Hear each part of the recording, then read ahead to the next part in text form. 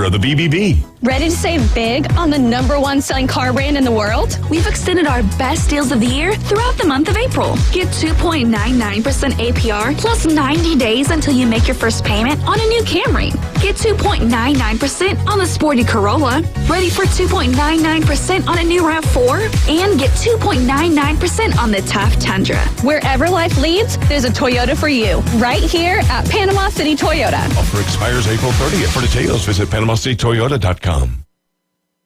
Did you know that fees associated with real estate closings are virtually the same from one title company to the next? So what sets South Oak Title apart? Effective communication, customer service, expertise, and technology. If you're buying or selling real estate, refinancing a residential or commercial property, tell your realtor you want to close with South Oak Title. South Oak Title, with locations across the Southeast, including Panama City Beach, Inlet Beach, Destin, and Fort Walton Beach. Visit them online at southoaktitle.com. Los Rancheros has been doing it right for 20 years. Los Rancheros brings a top-shelf dining experience to you with the opening of their beautiful new building. Watch all college and pro games on Los Rancheros' 14 large-screen TVs with great drink specials daily from 2 to 5 and during all the games. Los Rancheros, the place for live sports and great food on 23rd Street between Jenks and Harrison. WPLQ Port St. Joe, WGSX Haven, powered by Panama City Toyota. ESPN Northwest Florida.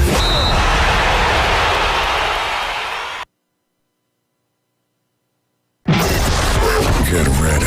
Let's play the game. Sports Talk Radio will never be the same. I just don't think that anybody's going to succeed in that system. It's a bad organization. It's just a bad organization. The Afternoon Underdogs. Onion pickles, onions pickles. Live and local. Look, it's impressive. On ESPN. Northwest Florida. What's up, Northwest Florida? You guys are now riding with the Afternoon Underdogs. I'm David Hayes along with Caveman Rick, and this is ESPN Northwest Florida. Hey, Caveman Rick, you want to put that thing in program for me right quick? Hey, all good, my friend. Hopefully all of you are doing well today. You guys can give us a call or text today at 850-215-6290.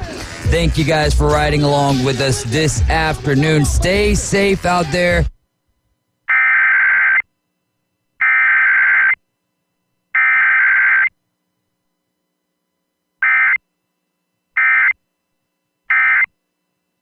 Our local news stations. He's been updating his Facebook page. He says severe thunderstorms are moving in now. Winds are the main concern, but a tornado could develop quickly. We will be live on the air if a tornado warning is issued, and so we will be also, K-Band Ray. Yeah, no doubt. We'll try to let you guys know, and hopefully we'll be okay over here as well. What was it Joanna said just a few short minutes ago? It was going to be like breezy, she said, out, yeah. Or 30 mile an hour is kind of breezy. Yeah.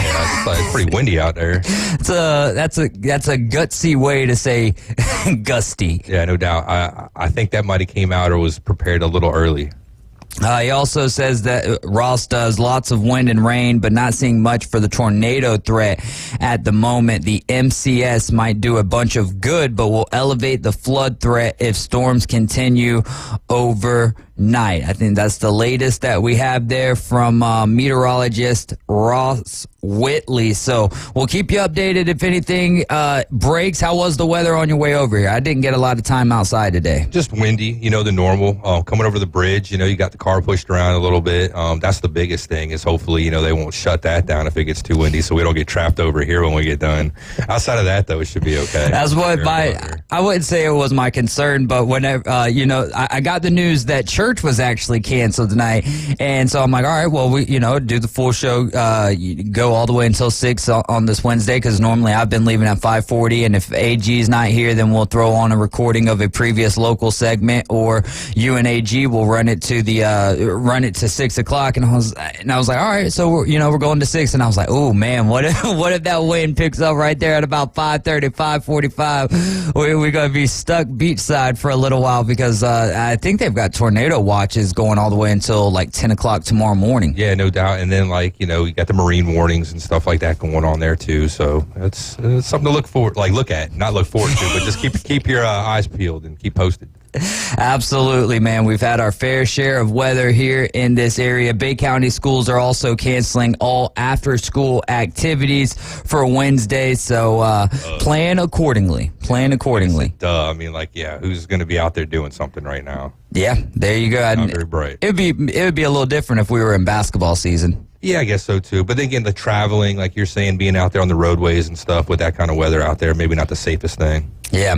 If you see anything out there, you can text us at 850-215-6290. We will shout it out and let the community know what is going on. We got a great show lined up for you guys today. Dave Ford is going to be joining us in the very next segment. We're going to be talking about his book that he just published in August, and that is called Show Up For You, Daily Motivation for the Grind Called Life. He also does game day communications for the Tampa Bay Buccaneers. So we'll find out a little bit more about that, what he's done in youth coaching. He's been coaching since he was 17 years old at Lakes High School in Pasco County, Florida. So we'll talk to him about all kind of things and kind of keep the focus there on his book. I'm interested to find out about, you know, what his story is. So that should be a lot of fun. That'll be at 4:20. At 4:40, we'll go over some on this day, some more headlines that we might have missed, and whatever else wants to go down, what ends up happening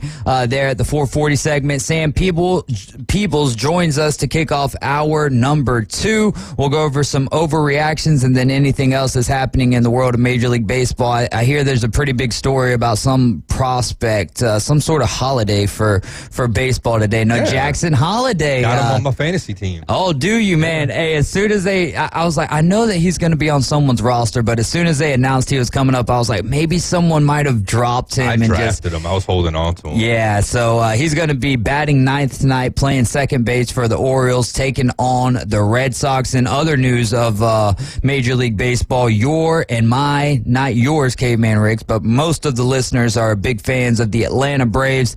That game has been postponed till September 26th, so that's going to be one of the games to end the season on, essentially. That's the Mets are still in the series with? So that could come down to being an important game in division. Yeah, and it was a 4-game series. The Mets gave the Braves everything that they wanted on Monday night, beat them 9-8, and then last night, Braves were up 6-0 going into the 8th inning. Tyler Matzik makes his appearance, gives up a 3-run shot to Pete Alonso, and then Rocio Iglesias comes in to shut it out and struggled heavily, gave up 2 runs to make the score 6-5, gives up a base knock to Francisco Lindor, and then Pete Alonso climbs in the box, and he hit a 3-run shot earlier, and Rocio Iglesias ends up getting him on 4 straight changeups. Was that game delayed yesterday for a little while? Do you know? Because I want to say I put MLB like network on, or I was like flipping through, and I thought it was the Mets and the Braves game, the current one. And I was watching it for a few, and it ended up being like they were showing something from like I think 14, because Bartolo Colon was on the mound. Yeah, and that's what kind of threw me off for a second. I was like, "What the hell?" And then that's when the little thing popped up. It had the same date from like 2014. And I was like, "Okay," I put 2 and 2 together. So it could have been delayed. I know that the conditions were not the most ideal. I know that I was listening to the first couple of innings, and then I actually went over there to Gulf Coast.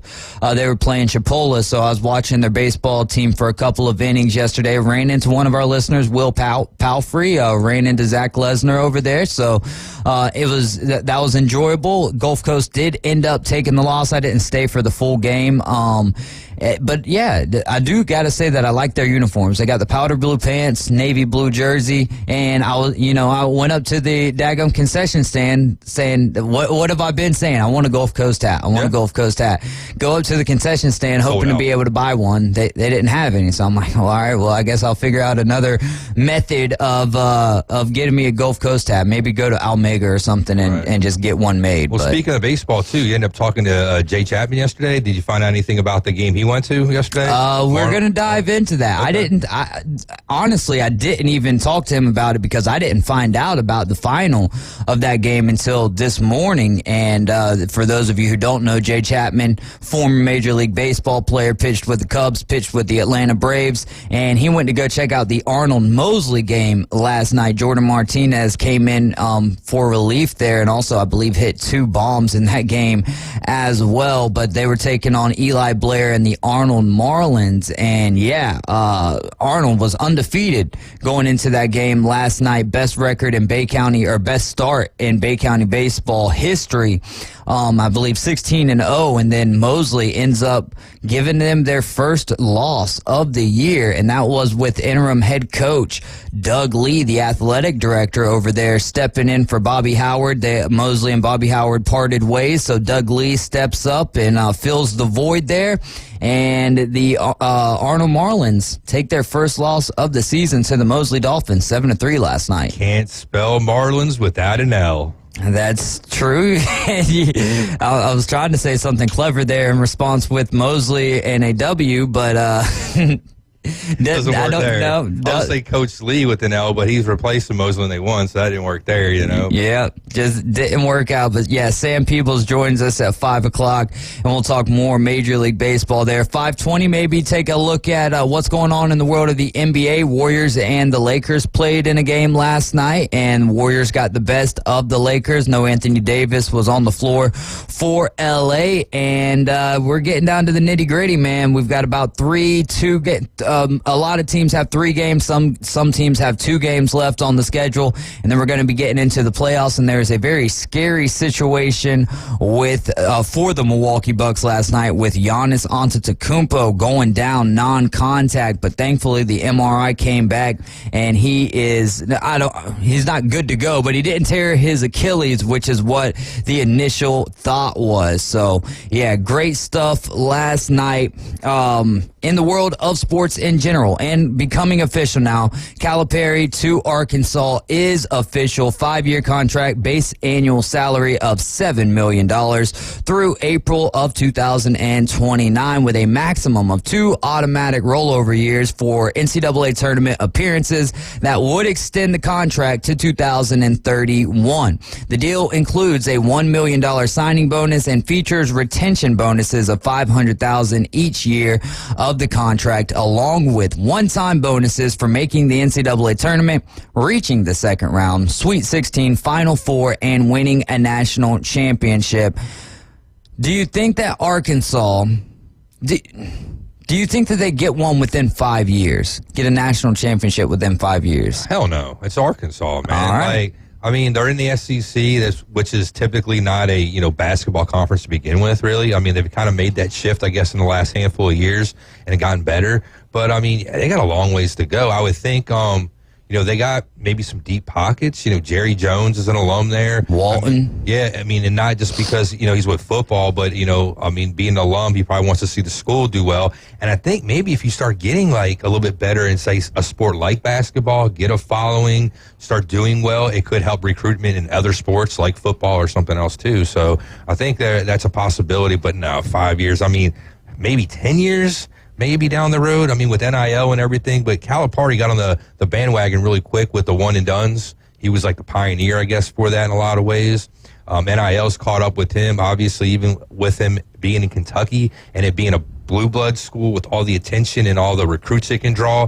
He really didn't have that much success. Everybody's done caught up with him and kind of lapped him in a lot of ways, if you will. So, I think it's an improvement for Arkansas and for that program and for that just, university as a whole.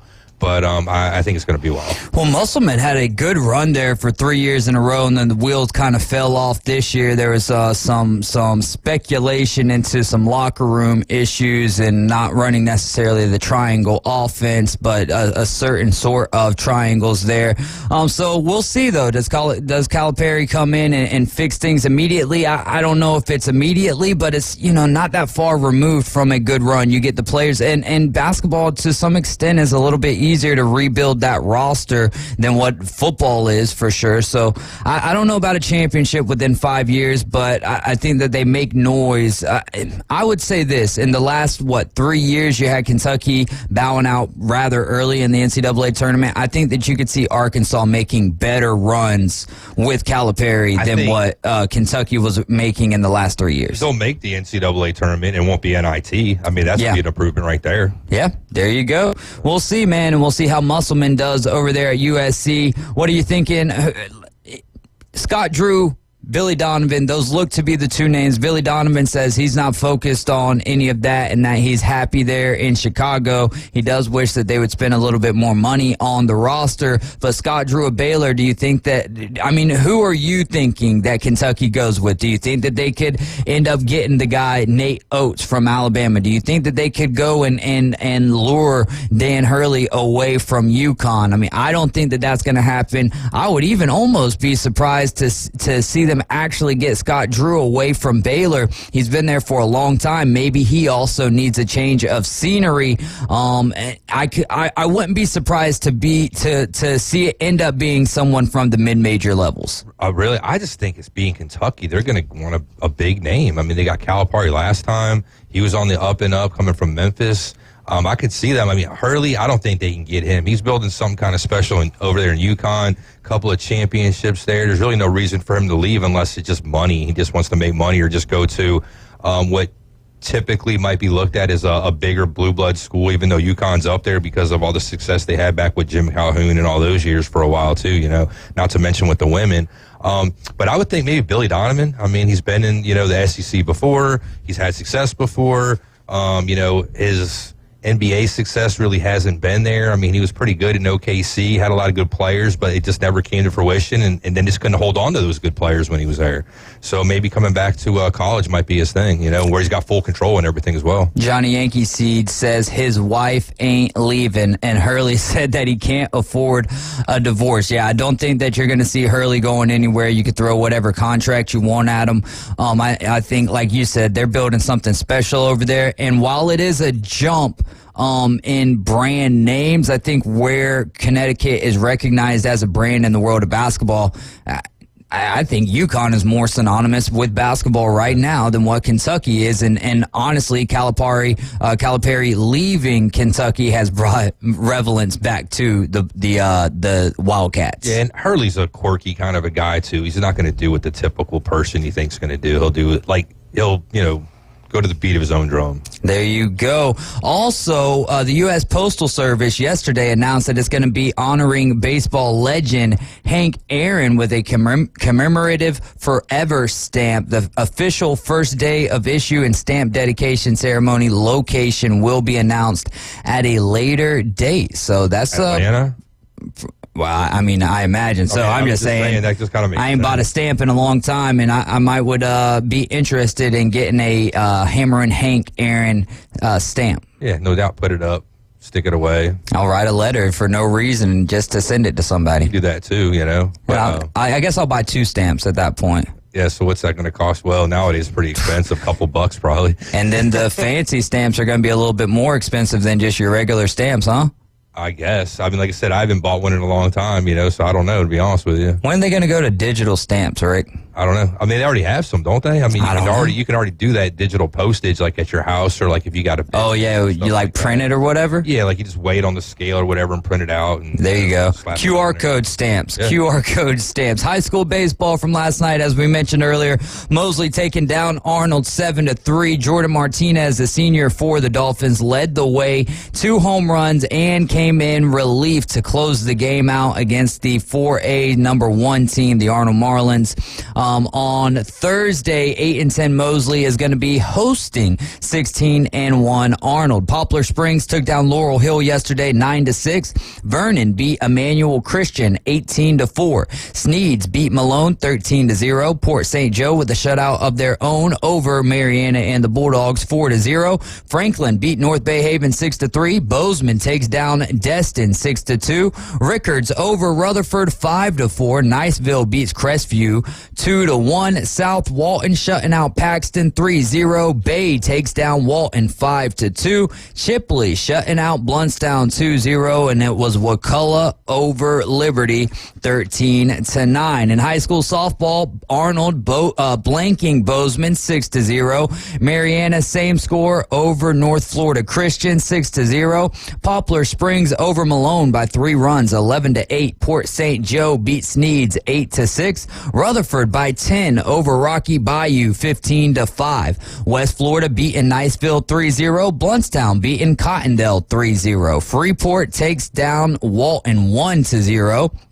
Vernon beats Bay by 8, 13-5. Alpha takes down Chipley 4-3. Paxton beats Ponce de Leon 10-8. Franklin over FSU High School 5-1, and then Liberty by 4 over South Walton 7-3. And in JUCO baseball, it was Chipola coming back, beating Gulf Coast. When I got there, Chipola was up 1-0. Gulf Coast then took the lead 3-1. Then Chipola brought it back to a tie game at 3-3, and I think they took the lead as I was leaving 4-3. The final score ended up being Chipola 9, Gulf Coast 5. In JUCO softball, Northwest Florida is having an incredible run in all sports this year. They ended up getting the better of Gulf Coast in the doubleheader. The first score was 10-2 Northwest Florida. The second game was 10-8 Northwest Florida. Also, FSU baseball sweeping Florida with a 19-4 win last night. They had 6,700 fans, tied for the 7th largest crowd. 15 runs is also, I believe, tied for the largest margin of victory over the Gators for Florida State. And this is also FSU's first sweep of Florida since 2002 in 2-game series, and the first sweep of 3 or more games since 2000. So good stuff there for FSU baseball, who's having a good season under head coach Link Jarrett. Yeah, also, sorry, Kyle Albritton. Yeah. Yep. And something Max can't throw a little shade at. There you go. We need the T-shirt still to be made for that. Wake Forest first baseman Nick Kurtz. He's homered 6 times in his last 7 ABs. He had 2 homers last night against Coastal Carolina. I'm sure the host of the Inside Drive, Ryan Mulvey, isn't a big fan of that, but Nick Kurtz playing some wonderful baseball right now, and might be MLB's top prospect as well for next year, and that's saying something as a first baseman. You guys are riding with the Afternoon Underdogs, listening to ESPN Northwest Florida. Coming up next, we're going to be on the line with Dave Ford. ESPN Northwest Florida, your home for Mike Greenberg. Everyone seems to be very excited about this solar eclipse, and I'm just not 100% sure I understand why. Like, I'm not fascinated by this at all, and what is it, 2 minutes? Watching the sun blocked out by the moon. That's what this is, right? Yes, and it won't happen again for 20 years. Okay. It's a big deal. The Jets haven't won a Super Bowl in 50 years. I mean, 20 years isn't that long. Greeny. Weekdays on ESPN Northwest Florida. This is Joanna with ESPN Northwest Florida with your Wednesday's weather. The remainder of the day, there will be a strong breeze out of the southeast, definite thunderstorms and clouds, and 75. Definite thunderstorms and moderate rain tonight, about the same at 69. Tomorrow, a good chance of pouring rain in the morning, followed by some sun, and a high of 73. About the same at 74 Friday, and we'll have sunshine. This forecast is brought to you by Earthworks of Northwest Florida. Thank you for listening to ESPN Northwest Florida. Rely on it. Los Rancheros has been doing it right for 20 years. Los Rancheros brings a top-shelf dining experience to you with the opening of their beautiful new building. Watch all college and pro games on Los Rancheros' 14 large-screen TVs with great drink specials daily from 2 to 5 and during all the games. Los Rancheros, the place for live sports and great food on 23rd Street between Jenks and Harrison. At Creative Gems, we believe every piece of jewelry tells a story of love, legacy, and the art of fine craftsmanship. Family owned with every detail crafted on site in Panama City, Florida, we invite you to experience more than just shopping. It's a journey to remember. Come visit us online at creativegemsinc.com or in our showroom on Jenks Avenue, open Monday, Wednesday, and Friday. Creative Gems. He's so old, he buys his clothes at the same store he buys his groceries. Are you wearing a grocery bag? I talk sports in my underwear. I'm gonna wear nothing but a thong and a top hat. Caveman Rick is part of the Afternoon Underdogs on ESPN Northwest Florida. And we are back. You guys are riding along with the Afternoon Underdogs. This is ESPN Northwest Florida. This is going to be interesting to see what happens for the rest of the afternoon. The phone lines seem to be down. In fact, let's practice. Let's see how down they are. Let's see if any calls come through. 850-215-6290. If nothing else, though, you guys can text for sure, or you can follow along with us on Facebook, and you can send us comments there, and we will read those out, and you guys can help us get through the show this afternoon. Gotta love the weather. Hey, you gotta love the weather. Any updates? You seeing any updates out there? Nothing new. Just it's raining out there. Nothing new popping up on the phone yet. I know that you got your eyes peeled there on the window, so we appreciate that. ESPN Northwest Florida is presenting the race to Talladega. We'll see if we can end up making that happen this afternoon. Win 2 passes to the Geico 500. That's going to be Saturday, April 20th, Sunday, April 21st. You got to listen to the Coach Hell Show mornings at 7:15 and 8:15 for the code word of the day. When you hear it, text the code word and your racing name to 850-215-6290. Then listen at 12:15 with the Inside Drive and 5:15 with the Afternoon Underdogs. If we announce your name, race to the phones and call 850-215-6290. How long it takes you to call back is your qualifying time. The fastest qualifying time each week wins the race to Talladega. Johnny Yankee Seed says, back to the Stone Age for you. No, we still got internet, my friend, so I can still make something happen, and we would still be able to, just talk about randomness for a couple of hours as well. Ain't that right, no Caveman? doubt. Right? I mean, it's just the phone lines, too. At least we got everything else. If we didn't have the fiber optic or anything else going on, then we'd be dead in the water, so we can still be doing the show. Yeah, at that point, we would be off the air if fiber goes down, though. So that's what I'm saying. So we got that. So, I mean, phone lines, it's a small price to pay, I guess. Yeah. Have you got into the blasted vape point for the Masters? I got into it, but I haven't picked my teams yet because I was wanting to, get a little bit more information before I went ahead and delved into that. Listen to a little bit of the Inside Drive, listen to a little bit of, what Jay and, Ryan were having to say, as well as Keith Fleming. He's got some good info. I was listening to him, too, so... Yeah, they'll win you some money, man. But the Blasted Bay Point, man, y'all should get into that. I think we're nearing 30 participants in that, and whoever wins, whoever ends up on top by winning the Masters Fantasy Challenge is going to win a foursome at the beautiful Bay Point Golf Club right here in Panama City Beach. Plus, you also get accommodations at the Hampton Inn on Thomas Drive. I put a Facebook post about that earlier today and said Hilton Inn on Thomas Drive because I was just kind of trying to do it from memory, and my memory failed me there.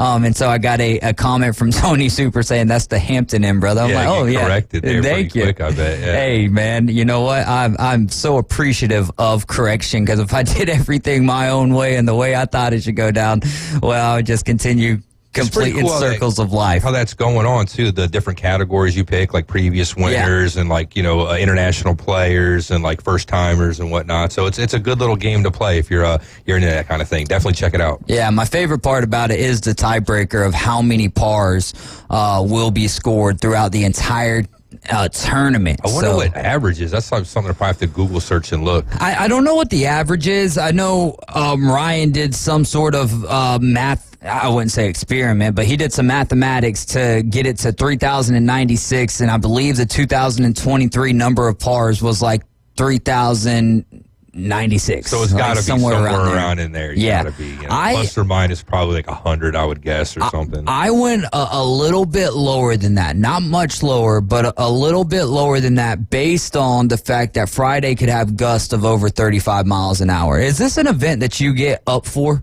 Actually, yeah, I'm not a golfer, and I can count on one hand minus, if I was Jason Pierre-Paul, I can count on one hand how many times I played real golf. The Masters is something I, usually try to check out. It's one of those, courses that, who was it this morning? Was it Jay or, I don't know, one of you guys was talking about it, and basically, the course is the star, not the golfers themselves, So checking that out, watching, people make those tough shots, tough placement, all the pageantry or whatever. It's kind of good. Unfortunately, because of work, it's kind of hard to see like all 4 days, but definitely checking it out on the weekend, So let me ask you this. We'll play a little this or that. How about the Masters or Little League World Series? Oh, that's easy. Masters. All right, let's go March Madness or the Masters? Masters. All right, Little League World Series or WNBA Championship? WNBA Championship. That's one game. Men's tournament or women's tournament? Men's right now. All right. Still, yeah. Which the women's tournament did draw or outview but see, again, depends on the who's men's there. tournament. Yeah. Because if it was just two schools with people that nobody was really too interested in, it would have totally been different. I'm trying to. I just really want to hear you pick Little League World Series over something. How about you're gonna be like WrestleMania, Little League World Series. Okay, there we go. WrestleMania, Little League World Series. Hot poker to the eye. Hot poker I don't to know. That's the a eye. little extreme. Maybe hot sauce to the eye. Oh man, I've gotten a little close. Like one you douse it all over your food or whatever, and then you forget that you got some on your fingers, and then you rub your eye. I cook, you know that, right? Yeah. So like cutting up like some jalapenos or something like that, and you got the capsaicin or whatever like on your fingers. Don't realize it. Then you go and rub your eye, and it's like, holy crap, dude, my eyes are on fire. That's exactly what I was just saying. Then that's when you get some chocolate milk and just douse it in your eyes. But like sauce, like you kind of like you would know you got the sauce on your hands. You just touch like a dry pepper and you slice it up. You're really not realizing it's there until something like that happens, and then it's like, wow, man, I messed up. So we talked a little bit about this, but Caitlin Clark, right? She's more than likely going to be drafted in the upcoming WNBA draft. First overall. Who has that first overall pick? The Indiana Fever. They've announced the nationally televised games for the WNBA already. Last year, the Indiana Fever had one game nationally televised. How many games do you think they have this year? 20. 36 of their 40 games. Wow. 36 of their 40 games are going to be nationally televised. I mean, obviously they're probably going to pick her, but like, what if they didn't? That'd be so great because then they'd have all these nationally televised games already scheduled, and I just don't see a world where the only way that you would not pick her first overall, which you're doing your franchise, you're doing your fans an injustice by not. Trade. Okay, maybe with the trade, You but get a still, haul, like Ricky Williams. you just got 35 more games nationally televised this year than what you got last year, based on the assumption that you're going to be drafting Caitlin Clark. That's not right, man. I mean, how's it not? Because like it's WNBA, and I mean I get all that, and you're going to get the exposure and stuff, but there's other teams too, and to like just ball hog all the games for one team because of one like Ionescu just came out, right? Mm-hmm. She was a good three-point shooter. Yeah. She didn't put up the kind of numbers Caitlin Clark did necessarily, but she's on par with Caitlin Clark, right? And she's done some stuff for the WNBA. So, there was some hype for her, not as much as they got Caitlin Clark coming out, maybe because Ionescu kind of helped kind of getting the ball rolling to get to that point, maybe. I don't know. Well, I would say a bunch of WNBA stars have kind of helped get the ball rolling. And also on the flip side of that, while Indiana Fever is getting 36 of 40 of their games, there's also another team that's going to benefit from being in that spotlight as well. Like the Patrick Mahomes and the Chiefs on at prime time every damn game every Sunday. You're on Sunday night, you're on Monday night. They get a lot of them though, don't they? Well, when you win, you do, and when you don't get a whole lot of them. So that's fair. When you win, you usually get a handful of them. But you're not getting like 80% of your games nationally televised like that would be or something. I mean, I don't know, because it feels like the Chiefs are now there's a little bit more known talent in the NFL, right? And same way across the board for all of the other major sports. But with Major League Baseball, it feels like every other Sunday the Dodgers are in Sunday Night Baseball. Yeah, but 10, 15 years ago it was damn Yanks and Sox every Sunday night. But they're not as relevant anymore, so that's the reason why it's not. Same premise, and then next year it's going to be the Orioles if they don't just just start slotting them in there anyways, man. Yeah, maybe so, but you gotta win. You gotta have the talent. You gotta win because nobody wants to see losers. All right, and so if Caitlin Clark comes in and does just that and is winning, and who knows what's going to end up happening with the Big Three and if she'll make any appearances in that league, I think that it would be great for the WNBA outside of an injury happening to Caitlin Clark, which would remove her from her rookie year. But then also there's going to be a target on Caitlin Clark's back by the other WNBA players, which is to some extent kind of silly because you've got this girl coming in who's bringing recognition to your league now at this point. And not that the other girls weren't bringing some sort of recognition to it as well, but you've got this, and if you're doing it from the PR stunt of creating this rivalry, then great. But if you know, hey, we're the professionals and you're just coming in, it's like, man, be careful what you wish for, because what if Caitlin Clark does go down in this in the sense of just not living up to the expectations, then it's already going to be, in my opinion,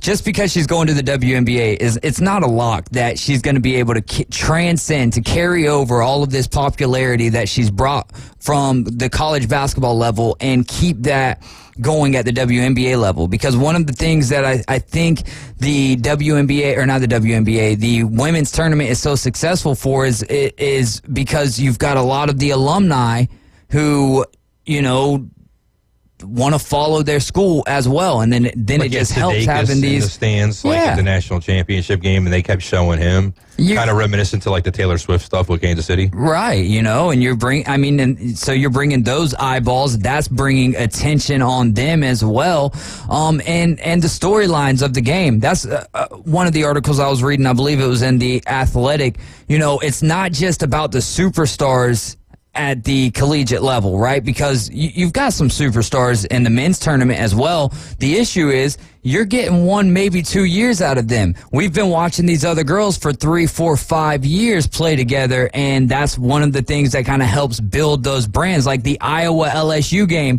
is that game half as popular this year if it wasn't for them playing in the national championship and kind of already starting that rivalry? And then you take the rivalry from the collegiate level. Can that help spur on the WNBA with Angel Reese and Caitlin Clark playing against each other at the professional level? Well, and I'm not familiar with this. Maybe can they be one and done in women's basketball? No, you have to go 4 years or you have to be 22 years old. So that's the thing there too, though. So because he can't do that, you're keeping him in school, because like if she could be like one and done, Caitlin Clark could have like left last year, say whatever.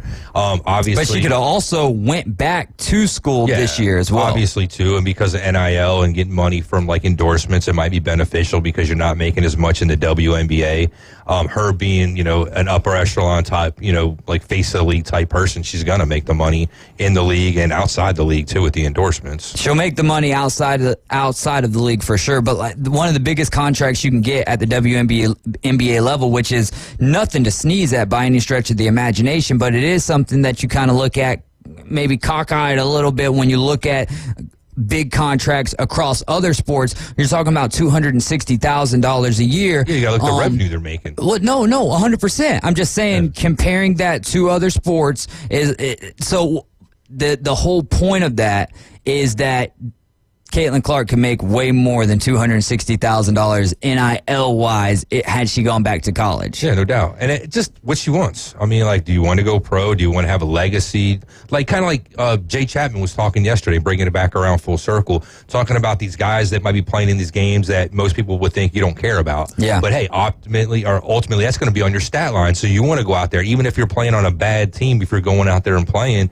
you want to put up good stats because ultimately that's what's going to go down in the analogs of history. And if you want to have a great legacy, a great career, even on those crappy days that you don't want to play, or if you're with a crappy team, you still got to go out there and perform. You could almost use the same thing with Jackson Holiday. I'm sure that whenever he was told coming out of spring training, hey, we're going to go ahead and option you down to Norfolk to play with the Tides, that could have busted his spirit a little bit, but it seems like he kept his head on his shoulders and, let the Orioles control another year of his time, and he just kept on doing his thing. Look who he's playing with down there, too. I mean, he's got an all-star team he's playing with down there. So going down there, playing with your boys, and you're going down there and you're scoring 26 runs in a game, I'm sure it's pretty fun.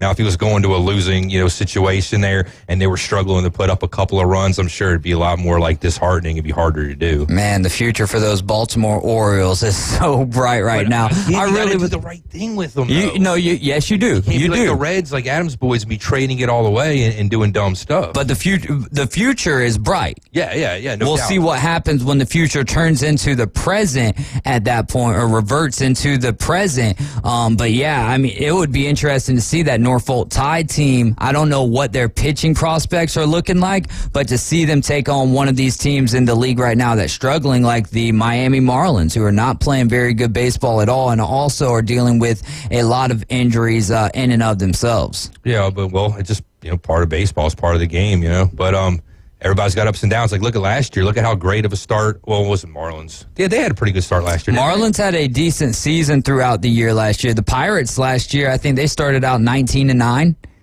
And they're one of the, I think it's the Pirates, the Yankees, and then the Braves and a couple of other teams sitting there with 3 losses. Red Sox are also having a quite surprising start to the season this year as well. I don't know how much faith I have in the Pirates. Oh, I did see something. Paul Skeens made his debut, I want to say last night.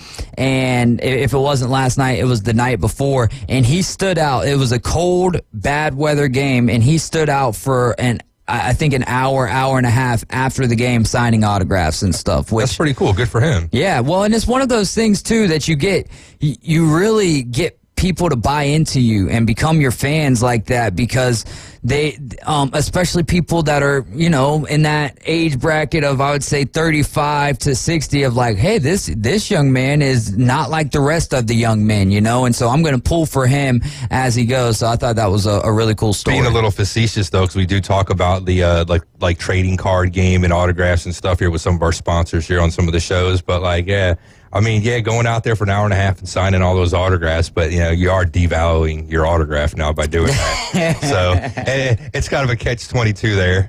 I wonder if athletes, I wonder what percentage of athletes. You know what I would do? I wouldn't sign a lick, and I would just sign a bunch of crap for myself, so that when I was done, if I was good enough, it'd be worth a lot of money. There you go. That's kind of what my next question was going to be. I wonder what percent of athletes actually care about where their autograph is in terms of value. I think it depends on the person. If you're a fringe player, you're probably flattered when people come up to you and want to get your autograph and stuff. It's probably a great feeling. But if you're somebody that's gotten attention since you were 12, like a Bryce Harper or something like that, it's got to get annoying. Hell, I've told the story before about me being a, quote, hero, when I was younger, when I was 12 years old. And just when you get that attention and you don't want it, it's kind of a drag. So I can imagine how famous people are with the paparazzi and whatnot. Yeah, good point. Great takes. You guys are riding along with the Afternoon Underdogs. Shoot us some text to 850-215-6290. If we can get those phones working, we're going to try to get Dave Ford on the line with us at 5:20. If not, we'll hold it over to another day. You guys are listening to ESPN Northwest Florida. We're back after these messages. ESPN Northwest Florida presents the Race to Talladega. Win a pair of tickets to the Geico 500. Join Coach Hale mornings at 7:15 and 8:15 for the keyword of the day. Get your motor running. You hear it? Text the keyword and your racing name to 850-215-6290. Then listen at 12:15 and 5:15. If we announce your name, race to the phones and call us back at the same number. How long it takes you to call is your qualifying time. The top qualifying time each week will win a pair of tickets to the Geico 500, Sunday, April 21st at Talladega Superspeedway. And the fastest qualifying time also wins passes to the incredible Talladega Garage Experience. Plus, your prize package may include tickets for Saturday's racing doubleheader. It's the Race to Talladega. From PCB Hobby, Pepsi, Panama City, Toyota, and your racing station. ESPN Northwest Florida. This is Joanna with ESPN Northwest Florida with your Wednesday's weather. The remainder of the day, there will be a strong breeze out of the southeast. Definite thunderstorms and clouds and 75. Definite thunderstorms and moderate rain tonight, about the same at 69. Tomorrow, a good chance of pouring rain in the morning, followed by some sun and a high of 73. About the same at 74 Friday, and we'll have sunshine. This forecast is brought to you by Earthworks of Northwest Florida. Thank you for listening to ESPN Northwest Florida. Rely on it.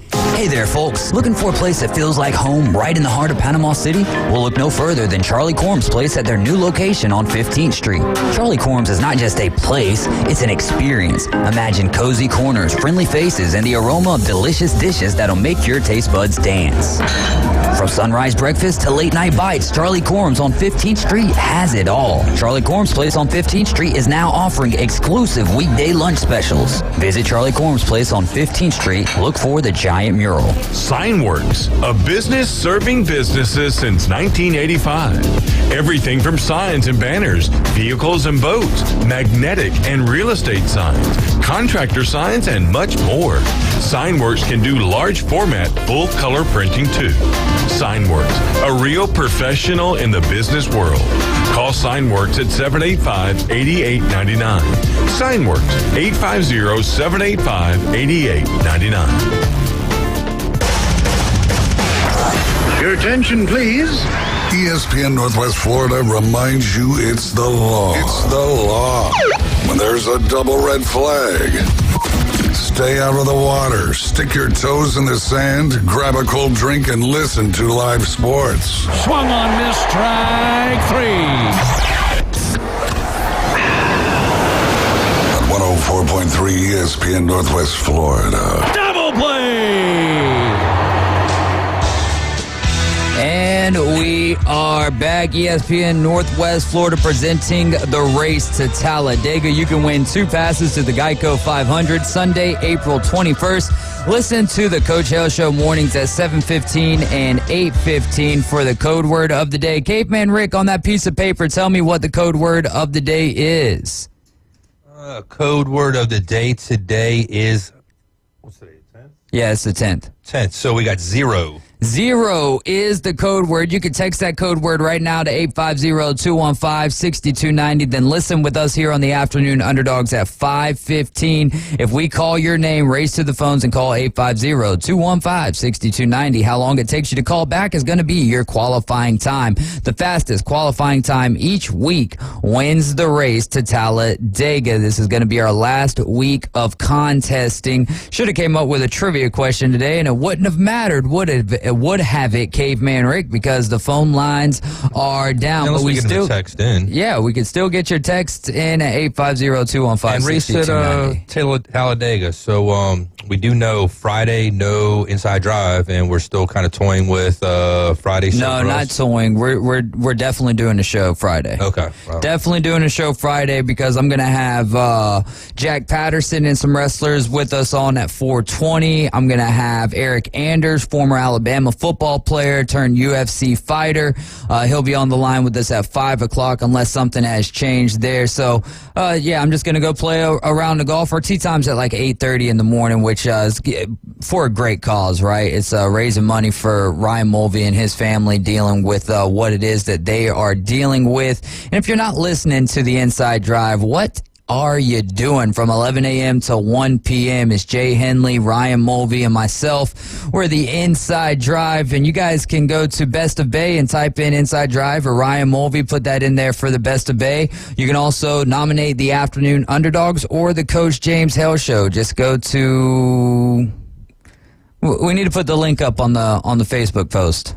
Yeah. I think we've got one on the Facebook page, right? I thought we had one here on the Facebook, the ESPN Northwest Florida Facebook. Oh, yeah, there you go. That's the way to do it right there, Caveman Rick. Go to ESPNPC.com. We are streaming live on Facebook, on YouTube, and on Twitter. You can find all of those at ESPN Northwest Florida. You can also get the app and take us with you wherever you go. You just go to your Google Play Store, your Apple Store, and type in 104.3 ESPN Northwest Florida. We'll do a little on this day, get back to some of our other headlines, and then see if we can get the phone lines to work for hour number 2. We'll try to get Dave Ford on the line with us at 5:20, and we're going to have Sam Peebles on the line with us at 5 o'clock, Lord willing and phones cooperating. We'll see how that plays out. I skipped right over on this day and went to tomorrow. 1916, the professional Golfers Association of America, PGA. This is why acronyms are a good thing.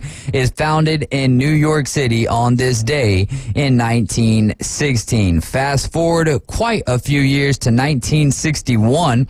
The Washington Senators play their first game in franchise history with President John F. Kennedy in attendance, and they lose a 4-3 decision to the Chicago White Sox. And not surprised, kind of the way that franchise kind of went and why they left. Yeah, there you go, 1960. And then came, well, I guess the Nationals were considered... It's an expansion team. Yeah. Right? Or no? No, because they're the Expos. That's right. Yeah, they just moved. Yeah. Transplants. All right, so now we've got a little run here of new stadiums. 1962, 52,564 fans attending the first Major League Baseball game at LA's Dodger Stadium at Chavez Ravine, and that was a 6-3 loss to the Cincinnati Reds. Opening day, Reds. There you go, man. The opening day Reds. 1962, the Houston Colt 45s make their MLB debut with an 11-2 win over the Chicago Cubs at Colt Stadium. Outfielder Roman Mejas hits a pair of 3-run shots. Colt Stadium for the Colt 45s. That's couldn't have that name anymore. Like, they had to get rid of the Washington Bullets. They, I think because of the way things are, they would have had to change that name a while ago. You think so? Oh, hell yeah, man. Like I said, if you can't have Bullets in Washington, how the heck can you have the Colt 45s? But it's in Houston. I don't care. I mean, like, it's the same Two different areas of the country with two different mindsets. Well, I mean, what are you talking about? The whole mindset over in D.C. was pew pew. There was a lot of murdering going on, so it was obviously something going on there, Whoa, this name aligns way too closely with our culture right now. We've got to change it up and hopefully change the culture. Saying, man, like, two different parts of the country, but if it's good at one place, you should make it all the way across the board, you know what I mean? The Astros, I don't know how you can make the correlation, but so you go from the Houston Colt 45s in Colt Stadium, then you've got the Houston Astros in the Astrodome. Now you got the Houston Astros Minute Maid Park. Yeah. I guess they sponsorship. Could, I'm trying to think of a play on words with Minute Maid. With the gun, or are we talking the malt liquor like Billy D. Williams? I think one for each hand. You know what I'm saying? One for each hand. I know you're too young for that, but Billy D. Williams, for those who know. 1971, the Philadelphia Phillies opened their new home Veterans Stadium with a 4-1 win over the Montreal Expos, 50,352. 55,352, largest ever crowd to watch a MLB game in Pennsylvania. Word. And that stadium also took out very many NFL players throughout its career because of that turf in that stadium. I'll tell you what, the things that Philadelphia fans are proud of. Yeah, we ended Michael Irvin and Troy Aikman's career probably because of that field, to be honest with you. You ruined Santa's career, man. Yeah, man. We're, like I said, man, best home field advantage in sports. Lots of remote Come play controls. Against us and see what happens. Lots of remote controls have lost their viability as well due to the AA batteries that get slung around. Whoa. D-cell batteries. D-cell batteries, even worse. We go for the full 9, man. AA's and AAA's. Those are for kids. You need to have those are for kids. Need to have its own like a new level of felony when you're throwing D-cell batteries around. We got trebuchets out there slinging 12-volt batteries. Ah, there you go. A big fan of that. Did you ever, back in the day, check to see if the 9-volt still had any juice left in them by sticking them on your tongue? No, you never did that? No, we were like kind of smart kids. We knew that would do something like that, and we just, it was intriguing, man. Didn't even care, really. Half the time it wasn't about, I wonder how much juice is left in this. It's just, let's buzz our tongue. And then when we did bad stuff, it wasn't stuff like that. It was way worse. It was way like worse. Catching the woods on fire and stuff like that, Oh, my goodness, man. I never caught any woods on fire. We would, however, light tennis balls on fire and play tennis, baseball, and lacrosse with them. Okay. Obviously, it didn't last very long, but you just, douse it in some gasoline and then light that sucker up. I've seen people do that before with like potato guns and shoot them like into like lakes and ponds and stuff like that because obviously the safety thing, once it hits the water, they go out.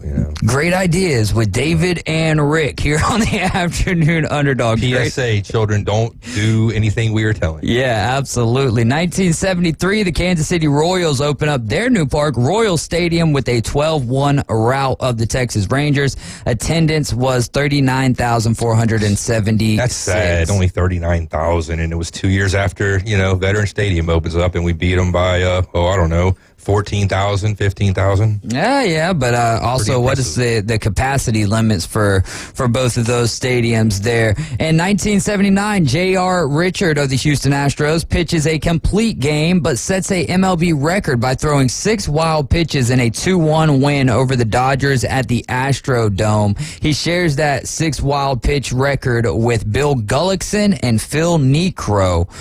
So that was back in 1979. And then 2022, the 86th U.S. Masters Tournament at Augusta National. The world's #1 golfer, Scotty Scheffler, wins first career major title, beating Rory McIlroy by 3 strokes for a record of $2.7 million payout. So right on, man. We'll Scotty see. Scheffler. Scotty Scheffler.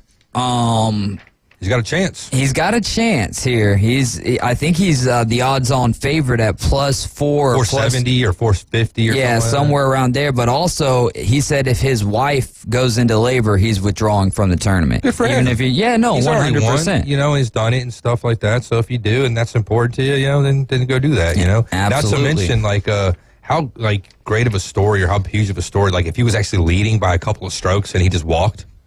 That'd be pretty dope, actually. I think a lot of people would probably give a lot of credit for doing something like that, And a lot of the people who were betting on him would be extremely upset. It'd be like our wedding day, actually, which is kind of a sad moment now. But anyway, the day Brian Westbrook takes the knee at the 1 against the Cowboys to give the Eagles the win, man, he had a lot of fantasy owners PO'd at him because that was a touchdown right there he gave away, And that's a big difference, too. Like, fantasy owners. And that was late in the season, too. That was in mid-December. Fantasy owners are their own type of crazy, but when you've got people who put a lot of money on people, then baseball players have gotten in fights over their fantasy football leagues. Yeah.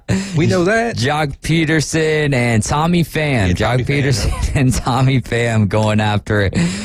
Going at it over some fantasy football, yeah. Real quick, one of these on these days, the one in 79, talking about the complete game. Just real quick on the way in, on Greeny, they were talking about complete games. So back in 75, there was 1,039 complete games across the whole season, all teams. Last year we had 1,000? 1,039. They're talking about how relevant complete games were, how much it happened. Last year, I think they said it was something like 32. Yeah. I mean, you almost get excited now to see your pitcher go into the 6th inning. Yeah, no doubt.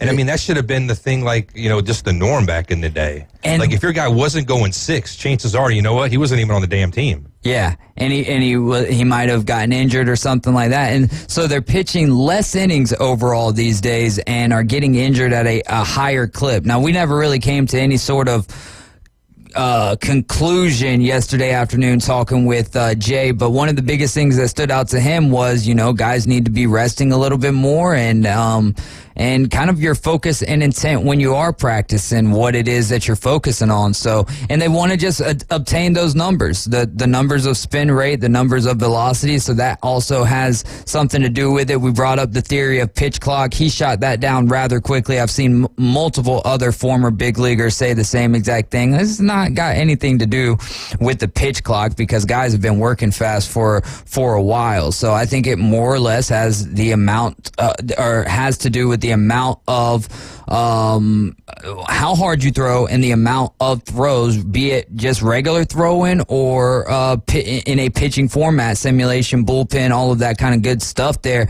I think that has a lot to do with the strain that you're putting on that UCL. So in other other news in the sporting world, Kentucky's got their sights set on Scott Drew of Baylor. We talked a little bit about that, so it could be Scott Drew being the next coach at Kentucky. Billy Donovan. I mean, Rick Pitino's still out there. I don't think Pitino's too old. Exactly. And coming back, I don't see it. I don't see that at all. The Jaguars making a good move, locking up Josh Allen, their edge rusher, 5 years, $150 million, which leads them with some more flexibility in the draft because they are going to need to go wide receiver. I think that, they've got some defensive holes that they need to plug up and possibly get another edge rusher, but with the depth that is the position of wide receiver in the upcoming NFL draft, I think that's the direction that the Jaguars need to go. Well, at least one of the draft picks or maybe a couple, but yeah, like you said, there's some other attention they can take. No, if they've got 7 picks, all 7 of them need to be wide receivers.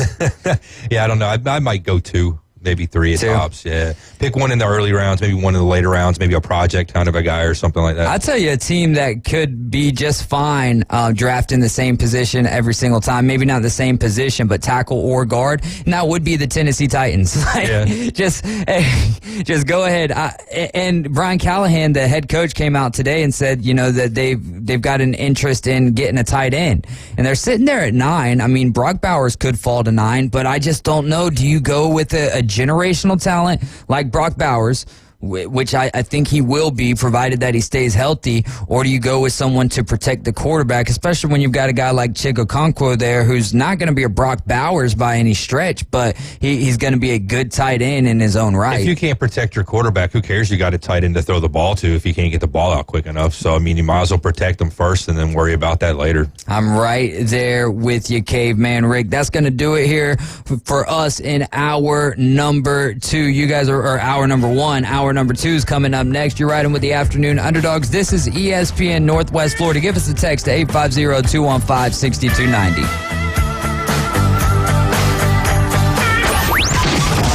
ESPN Northwest Florida. Here's what's happening. Hi, this is Ryan Mulvey and Jay Henley from The Inside Drive. And we're seeking your nomination in the 2024 Best of Bay. To nominate The Inside Drive as Best Radio Show in Bay County, go to ESPNPC.com and click Best of Bay. And remember, for a brighter future, vote The Inside Drive in 2024. This message is funded by ESPN Northwest Florida and the Committee to Elect The Inside Drive. This is Joanna with ESPN Northwest Florida with your Wednesday's weather.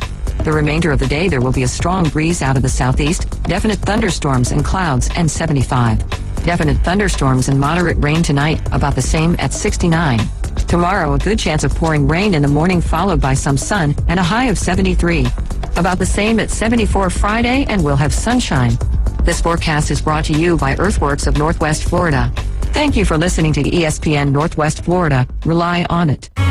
Visit the newly remodeled Mid-South Lumber Hardware and Feed Store in Youngstown. They have a full line of plumbing, electrical, hardware, and tools for your DIY home projects, as well as lumber and animal feed. Now offering not only baby chicks and a full line of poultry supplies, but also bunnies and parakeets. They also carry a wide selection of Duplin wines and gourmet products so you don't have to drive to the beach. Come see us at Mid-South Lumber on Highway 231 in Youngstown. With over 65 years of combined experience, Instant Replay Sports Cards is happy to help you take your collection to the next level. They carry all the new hobby boxes, signed memorabilia, and supplies. New and vintage cards in Pokemon. They sell and trade cards and are always looking to buy. They're an authorized source for Topps, Panini, Upper Deck, and Leaf cards. Instant Replay Sports Cards is open 7 days a week at 752 West 23rd Street, down from Academy Sports. It can always be reached at InstantReplaySportsCards.com. WPLQ Port St. Joe, WGSX Lynn, powered by Panama City Toyota. ESPN Northwest Florida. ESPN Northwest Florida presents the Race to Talladega. Our good friend Lynn Haven Rob. Lynn Haven Rob, give us a call. If you beat 7 seconds, you will officially get yourself a pair of tickets up there to the Geico 500. I saw David pick up that phone quick, so it's looking pretty good. Official time of 3 seconds, and we've got him on the line. There you go. Congratulations. Hey. Well, that's fantastic. From PCB Hobby, Pepsi, Panama City Toyota, and your racing station. ESPN Northwest Florida. They're number 1 In the men's room, I hope this place comes with toilet paper. the Afternoon Underdogs Oh, geez, this is going to be a photo finish. on ESPN Northwest Florida. And we are back. Hour number 2 of the Afternoon Underdogs here on ESPN Northwest Florida. Give us a call or text today, 850-215-6290. We are putting on the race to Talladega, and you guys can text in the word 0 right now, 850-215-6290. And if we announce your name coming up here at 5:15, give us a call, and how long it takes you to call back is going to be your qualifying time. We don't even call. The phones ain't we don't working. even have phones. So. Yeah, I was just going to tell you, so before you get everybody's hopes up real quick. Yeah. Well, I guess what could we do? The first person to text in with the right, What if we just do a trivia question for today, a NASCAR trivia question That's for what you today? want to do too. Whatever's clever, man. Search me up a good old NASCAR trivia question. Give me a moment. All right, you do that, and then we will announce that. That's how we'll do it today, Rick. First person to answer the NASCAR trivia question will be our winner for today. Man, that's going to be hard to quantify qualifying time with a text. We'll see how that plays out, though. So no Sam Peoples joining us this afternoon, and we won't have Dave Ford on the line with us either. In other news, though, Tara Vanderveer has retired from Stanford. She was a 3-time NCAA champion, went to 14 Final Fours, 15-time Pac-12 champion, 5-time National Coach of the Year, and also in Hall of Fame inductee into the Basketball Hall of Fame. And our bracket buster update, Jackson State Jeff was our winner of the $250 gift card. I do got to get with Randy and get that all squared away, and I'll let you know when, Jackson State Jeff, and you can come on up here and get that gift card. Steve Wiley finished in second place with 20 points, having the champion of UConn. He got a swag bag and a gift certificate to not but that boot store. And then TP Baller 23 had 10.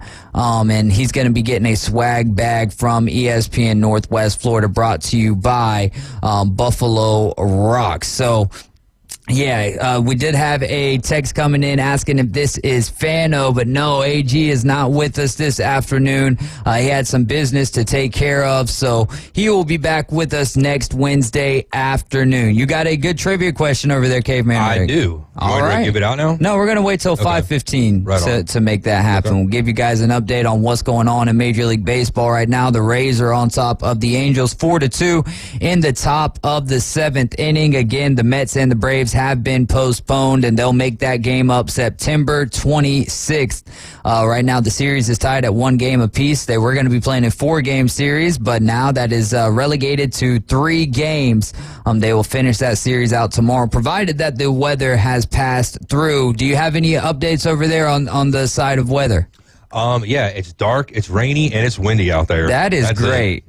That is great, man. You might need to look at changing careers and becoming a meteorologist. You, man, I can be a meteorologist. I can go out there, I can open the window up, I can tell you what's going on. I can probably tell you what's going to happen in the next 30 minutes. I feel bad for those fellas, though. I mean, it's kind of the same way in sports, right? You open your mouth up about what you think is going to happen. 5 times out of 10, it doesn't happen. Especially in the moment. Especially in the moment. But even talking about like when we're in the midst of the NFL season or previewing the MLB season, and you're picking guys for MVP, or you're picking teams to win certain divisions, and yeah, it's more than likely not going to go that way. Like right now, who did I pick for the American League Central? The Minnesota Twins. Well, the Royals are playing some good baseball. The Detroit Tigers are a team that you got to watch out for.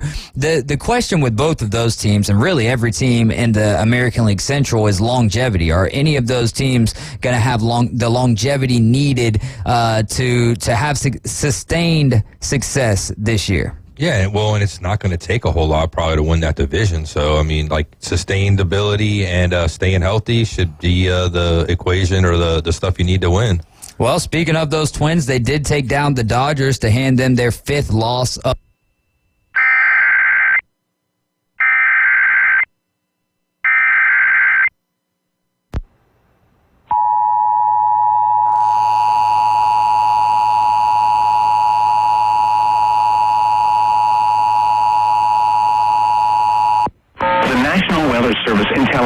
has issued a tornado warning for northwestern Bay County in Florida, south central Walton County in Florida, until 5:45 p.m. Central Daylight Time. At 5:04 p.m. Central Daylight Time, a severe thunderstorm capable of producing a tornado was located 9 miles west of Panama City Beach, moving northeast at 30 miles per hour. Hazard, tornado. Source, radar indicated rotation. Impact, flying debris will be dangerous to those caught without shelter. Mobile homes will be damaged or destroyed. Damage to roofs, windows, and vehicles will occur. Tree damage is likely.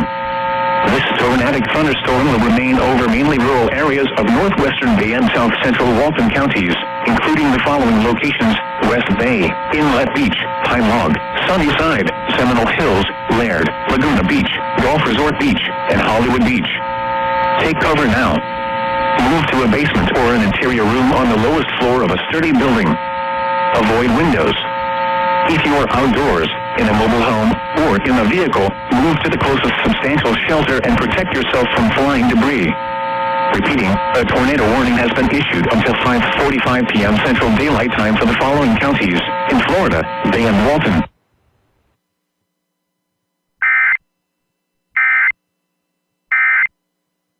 They're saying they got that second opinion on if he's going to need MRI, if he's going to need an MRI, if he's going to need to have Tommy John surgery, which would be his second time. He had it back in 2019 while he was with Clemson. So if he needs that second one, obviously he's going to be out for the year at that point. But they've got him on the 15-day IL, and his expected return date as of now, according to ESPN, is August 1st. I doubt it. Yeah, that's not happening. I hate it for the top of the rotation, but I'll tell you what, man. Reynaldo Lopez has been the best looking pitcher for the Atlanta Braves this year. Yeah, went scoreless last night up against the Mets, 6 scoreless innings. He's not throwing a ton of strikeouts, but he's not walking a lot either. So he's been a bright spot to this point in the season. They could definitely spend some money. It ain't like they got a wealth of money out there on all their whole roster in a way. So I mean, compared to some other teams, yeah, there is. I mean, Trevor Bauer said he'll play for the league minimum, so that's an option out there. I think that. Would you want him? Oh, I personally, yes. Yeah. Yeah. I think you already get the kickback from the media with the chop and all of that stuff, right? I don't see if he's going to be a good addition, a positive addition to the clubhouse, then yes, 100% I would be fine with Trevor Bauer. I think that it's, but then on the flip side, a team with World Series aspirations, I don't know if you want to go into the direction of giving teams bulletin board material and causing unnecessary awareness by the press. Yeah. Like, you know what I mean? Like to create storylines for yourself. I mean, if he's welcomed in though and the rest of the team kind of embraces him, it could be a rallying cry to kind of bring everybody together too.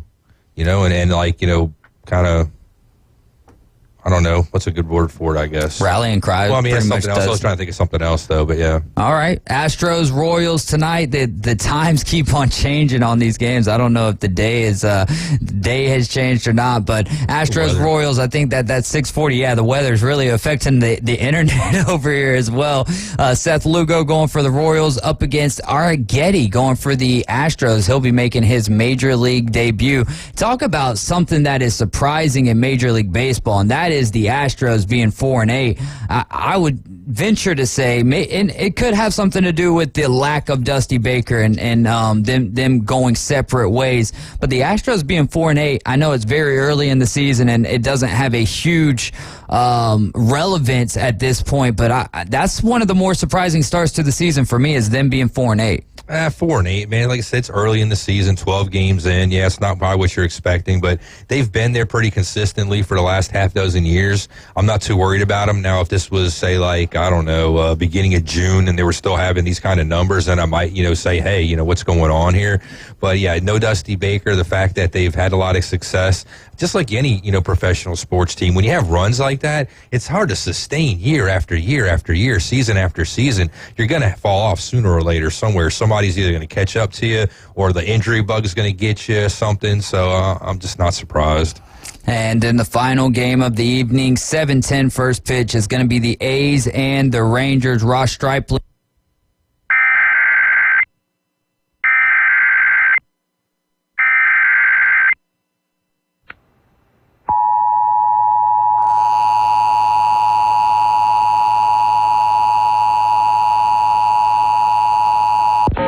National Weather Service in Tallahassee has issued a severe thunderstorm warning for Bay County in Florida, southeastern Walton County in Florida, Washington County in Florida, until 6:45 p.m. Central Daylight Time. At 5:09 p.m. Central Daylight Time, severe thunderstorms were located along a line extending from 8 miles southeast of Defuniak Springs to 12 miles southwest of Panama City Beach, moving east at 25 miles per hour. Hazard, 60 miles per hour wind gusts. Source, radar indicated. Impact, expects damage to roofs, siding, and trees. Locations impacted include Panama City, Lynn Haven, Panama City Beach, Callaway, Vernon, Chipley, Springfield, Mexico Beach, Hill Park, Tyndall Air Force Base, Bradford, Live Oak, Parker, Caryville, Wausau, Westfield, Ebro, Whitehead Crossroads, Allenton, and Dorrego Park. Remain alert for a possible tornado. Tornadoes can develop quickly from severe thunderstorms. If you spot a tornado, go at once into the basement or small central room in a sturdy structure. For your protection, move to an interior room on the lowest floor of a building. To report severe weather, contact your nearest law enforcement agency. They will send your report to the National Weather Service office in Tallahassee. A tornado watch remains in effect until 8 p.m. Central Daylight Time for the Panhandle of Florida. Repeating, a severe thunderstorm warning has been issued until 6:45 p.m. Central Daylight Time for the following counties in Florida: Bay, Walton, and Washington.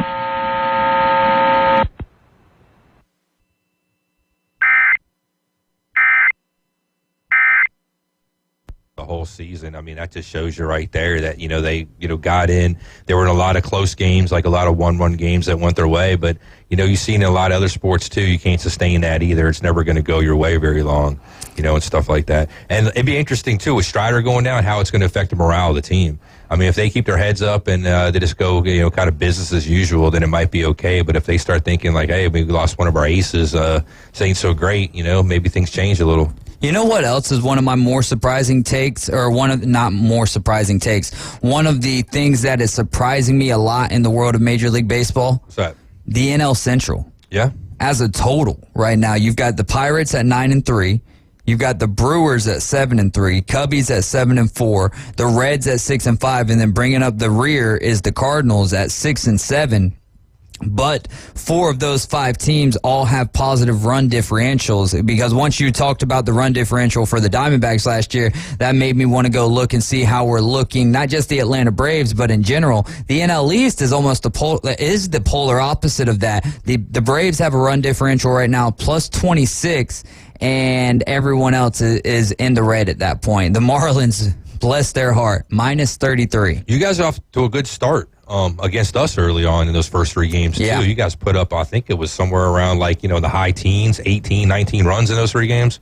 The Dodgers and the Braves. So last year it was the Braves by a long shot as far as leading the league in runs scored. And then I think the Dodgers were 40 runs away, but right now the Dodgers are leading the league at 81 runs scored to this point, only giving up 68 as well, which for the Braves, they've only played 10 games. The Dodgers have played 15, so there's a little bit of a difference right there. Braves scoring 69 runs and have had 43 runs scored against them to this point. So the bullpen has actually been a pleasant surprise for the Atlanta Braves to this point in the season. You really want to see Tyler Matzik kind of get it locked in, get honed in, because he is I don't want to say he's a crucial part of the bullpen, because anyone is replaceable at all facets. I mean, even, I'm not saying Spencer Strider is replaceable, but he's going to have to be replaced due to the UCL, to the injury to the UCL.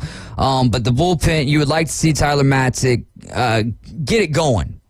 And last night, he did not have it going, and Rafael Iglesias did everything in his power to give that game up last night. But then 4 straight changeups to K up Pete Alonso. That was very impressive. How about the Astros run in the American League West? Do you think that run is finally over?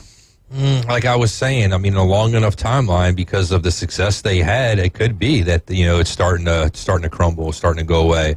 I can't remember if I picked them to win their division or not when we did this a couple weeks ago. So, like, I'm not 100% sure there if I pick them. But I would say, yeah, maybe they're on their way down now. I mean, they still have a pretty good team, but a lot of teams have been catching up to them. It's way too early for me to say that the run is over, and we talked about their record. They're actually in last place right now in the American League West, but you've got the Rangers who are leading that division. They're at 6-5. So the Astros are only 2.5 games back. It would be something completely different if they were 7 games back right here, but they're not. And what do we talk about all the time with this game of baseball, this season of baseball? It is a marathon and not a sprint. I mean, yeah, they don't got all the wins, but they got a no-no already. Hey, and the run differential for the Astros, yeah, they do have a no-no, and then a great another start following that for Ronel Blanco. Was it a total of, 17 innings? Yeah. He went hitless. 9 and then 6, no, 15 and 15, a half. yeah, somewhere around there. Or something like that. Which is very, very, very impressive.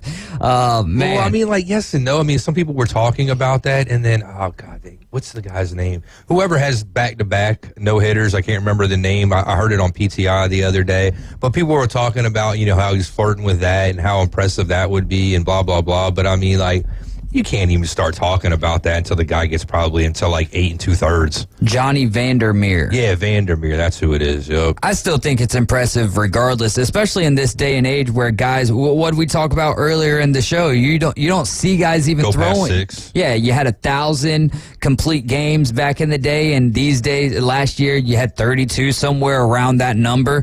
And guys just aren't going full games. And so for the Astros to trot him out there and let him go as long as he did, and how Jay Chapman said normally early in the season with someone like that, they're not even going to let you attempt to find out if you can go far enough for the no-hitter. So Ronel Blanco has been a star in a dim season to this point for the Houston Astros. The Guardians, should they have traded Shane Bieber this past offseason? Maybe not. I mean, I don't know. I mean, Shane Bieber is one of the pitchers with early. UCL. I was going to say it's kind of early on in the season still, for something like that to give an answer for something, isn't it, you think? Well, so I think that the reason this was posted the way that it was is because Shane Bieber in his career hasn't really had the back-to-back seasons, right? He has a good season, then it's followed up by seasons that are riddled with injury. So maybe to get ahead of that curve, but I don't think that the Guardians should have been in the market for trading Shane Bieber with the potential of what he brings to your rotation. That's fair. I just like you were talking to, like, there's not enough patience for anybody anymore. If you're not producing right away, nobody wants to sit around and wait. If you got any kind of question, people are real quick to move off of you. So, I mean, we talked about, what was it yesterday? Strasburg retiring? Yeah. Same kind of thing. I mean, when things are great, the guy can pitch. He can have like one great season, and then he's hurt for like 2.5 years.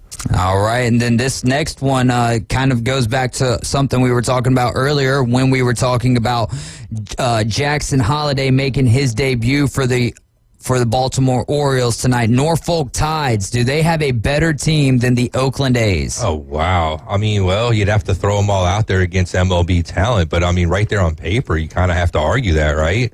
I mean, it's a pretty good, talented team, but like I said, again, it's all youngsters. You put them all against MLB talent, pitching and everything like that, game in, game out, the numbers are going to change. I'll say my answer would be like this. If they're doing a 3-game series in Oakland at the Coliseum, I'll give the series to Oakland. I'll say it'll be 2-1. Yeah. If they were playing at the new Oakland A's Stadium in 2025, Sutter Health Park, I'll give the edge to the Norfolk Tides playing a little bit closer to home in their AAA setting. That makes a little bit more sense, too. Maybe we're a little bit more comfortable. Maybe the moment's not too big for them. But it'd be interesting to see, I'll tell you that. I'd like to see it. That's it's kind of like one of the conversations that we'll tend to have after the national championship each year. Is but that's, like Georgia versus. These are still pros, though. They're still getting right. That's what I'm saying. That's what I'm saying, though. But this one actually has relevance. Yeah. Like, you can't talk about a college football team going up against an NFL team because the difference in talent is and you got men against vast. Boys. These are men against men in a lot of ways too. For the most part, just because you're in the minors doesn't mean you're a kid. There's guys, they're 30-year-olds that are in the minors and stuff like that. Career, dudes that what's his face, Crash Davis. Yeah.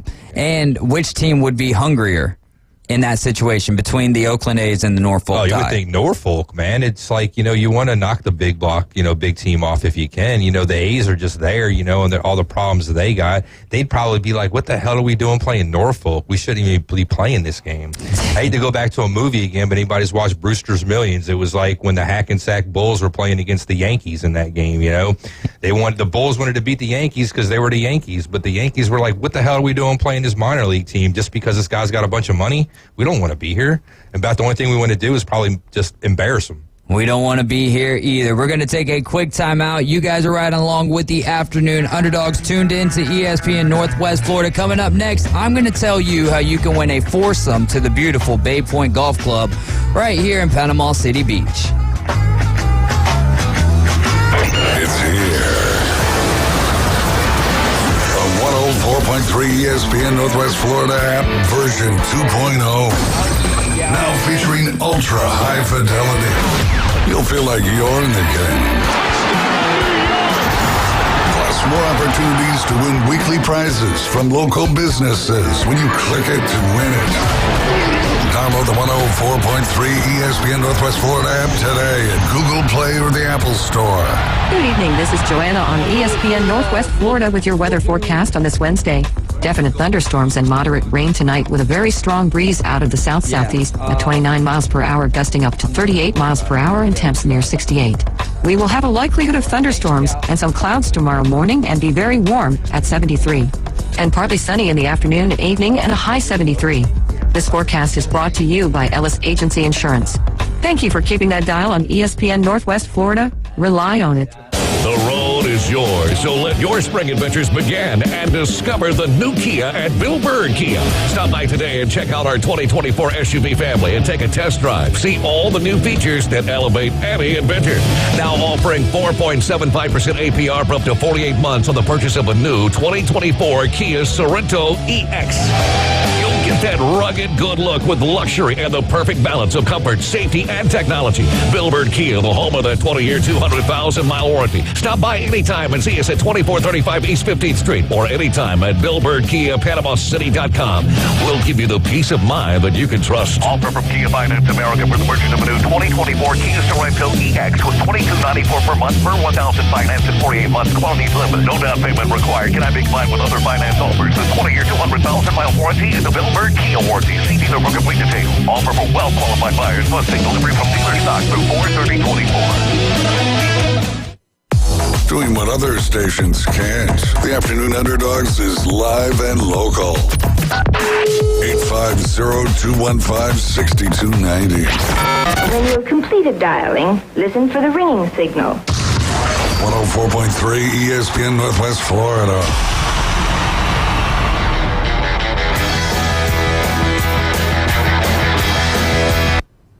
Oh no, keep going.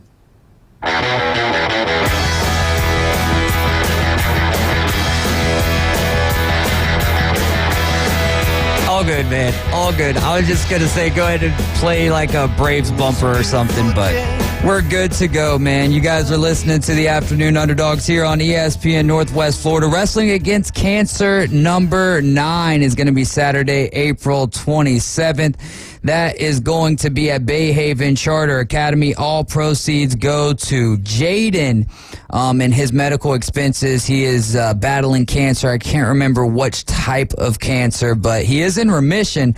That, however, does not stop the bills from rolling in. So if you'd like to go to Wrestling Against Cancer, you'll find out more information about that this Friday at 4:20. But just show up, man. Let's pack the place out. Great matches and a great time as well to be had. This will be my third or fourth time being involved with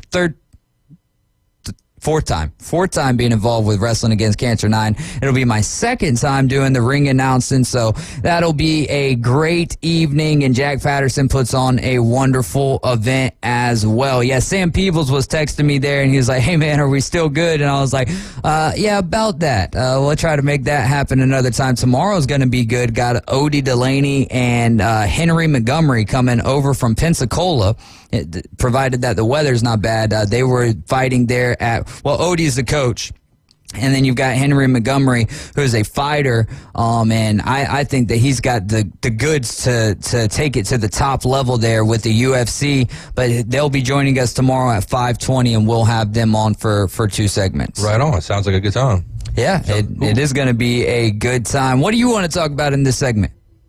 I mean, anything you got, man. Anything we want to talk about. I was just hearing the thunder here for a second behind me. Oh, yeah. Do you have any updates that we should get into? No, not any updates. I was just looking at the radar, and it's looking like some of the worst stuff is actually probably coming up around now, getting to this area.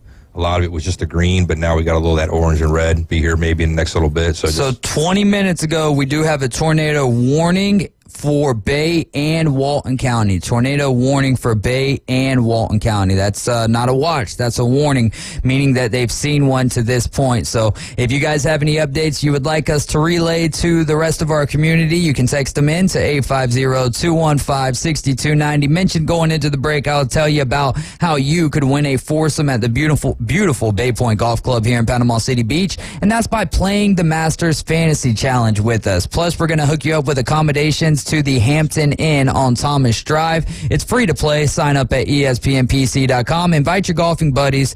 Keep listening to win amazing prizes from your official station for fun and games on the Gulf Coast, ESPN Northwest Florida. I actually just got that warning on my phone just a moment ago. Okay. All right. There you go. Rashee Rice, Chiefs wide receiver, has an arrest warrant issued following the car crash. He's going to be facing 8 charges at that point in time. So I just don't see why he hasn't turned himself in yet then. Why has he got an arrest warrant? I mean, it's already been hasn't it been about a week? It's kind of, if it was like us, we wouldn't have that option. I think he turned himself into authorities, and no, not to authorities, to his attorney. Yeah. His attorney put out a statement. Then the rental place, the leasing place, put out a statement, and they were giving out the prices of how much it costs to lease the vehicle, and and that he would have to be in the vehicle. Or supposed to be in the vehicle as being the leaser of that. So, I don't know, man. We'll see what the future holds for Rashee Rice. The good thing for the Chiefs is that they got Hollywood Brown here in the offseason, and then also they can go any direction that they want to go when it comes to the upcoming NFL draft. Yeah, and not to mention, too, they can make, moves and trades if necessary, too, if need be. Kind of interesting. About the Stephon Diggs stuff, imagine if that stuff was not happening before all this happened. Maybe Diggs would be a Chief, perhaps. Stephon Diggs, man. But again, the question still remains. For me, it's not about the talent or what Stephon Diggs brings to a team. I think that he's got the talent. It's not even about thinking. None of us have to think if Stephon Diggs has got the talent. We know. We've seen it. He's produced it. The issue is are these little antics that go on the sideline when things aren't going in the direction that you want them to go, if those are going to rear their ugly heads in its ugly head in Houston, it would do the same thing in Kansas City. You know what I mean? Yeah, and Andy Reid's already been down that road. Hello, Terrell Owens. So he probably doesn't want anyone that's going to be bringing drama anyways, and it seems like they've got a pretty good, tight-knit group of guys over there in Kansas City, if nothing else, just by way of the championships that they continue to run into. But then again, too, if you're looking at, your options and, you still need to win and you need a viable option, sometimes you do stuff you wouldn't normally do because you want to keep it rolling. Well, what was the conversation surrounding the Chiefs for much of the regular season last year? Not having a number one. Well, not just not having a number one, but being number one in drop passes. That too. The wide receiving core is no good. He's got no one to throw to. Well, threw themselves into a daggum Super Bowl, won the Super Bowl as well with it, man. So, and then also having Pacheco over there it makes them dangerous as well. Yeah, no doubt. Well, and you look at where they were coming from, their division. The Chargers were all the way down. Denver wasn't doing so high, so they and the Raiders. So they had it pretty easy in a lot of ways, too, if you look at it that way. Man, they were still losing to those teams. Yeah, but still, you're in a weak division, though. Had they been in a tougher division, they might not even made the playoffs. You know what I'm saying? Fair. Fair. Depends on the division that they were in, though, right? Because what did they finish their season out at? Throw them in the AFC North, for instance. Okay. You know what I'm saying, or something like that. My whole point though is they were playing subpar competition. for like at least 6-year games there, and then the rest of the ones that you play, the rest of your season. But, when you have a weak division like that, or teams you're playing against, it makes it fairly easy. Kind of like the Patriots. For a lot of years there, Miami, Buffalo, and the Jets weren't very viable, so it was fairly easy to win your division every year. Well, at the end of the day, the only thing you can do is when you line up against your opponent is win the game. Oh, yeah, no doubt. You don't make your schedule in the NFL.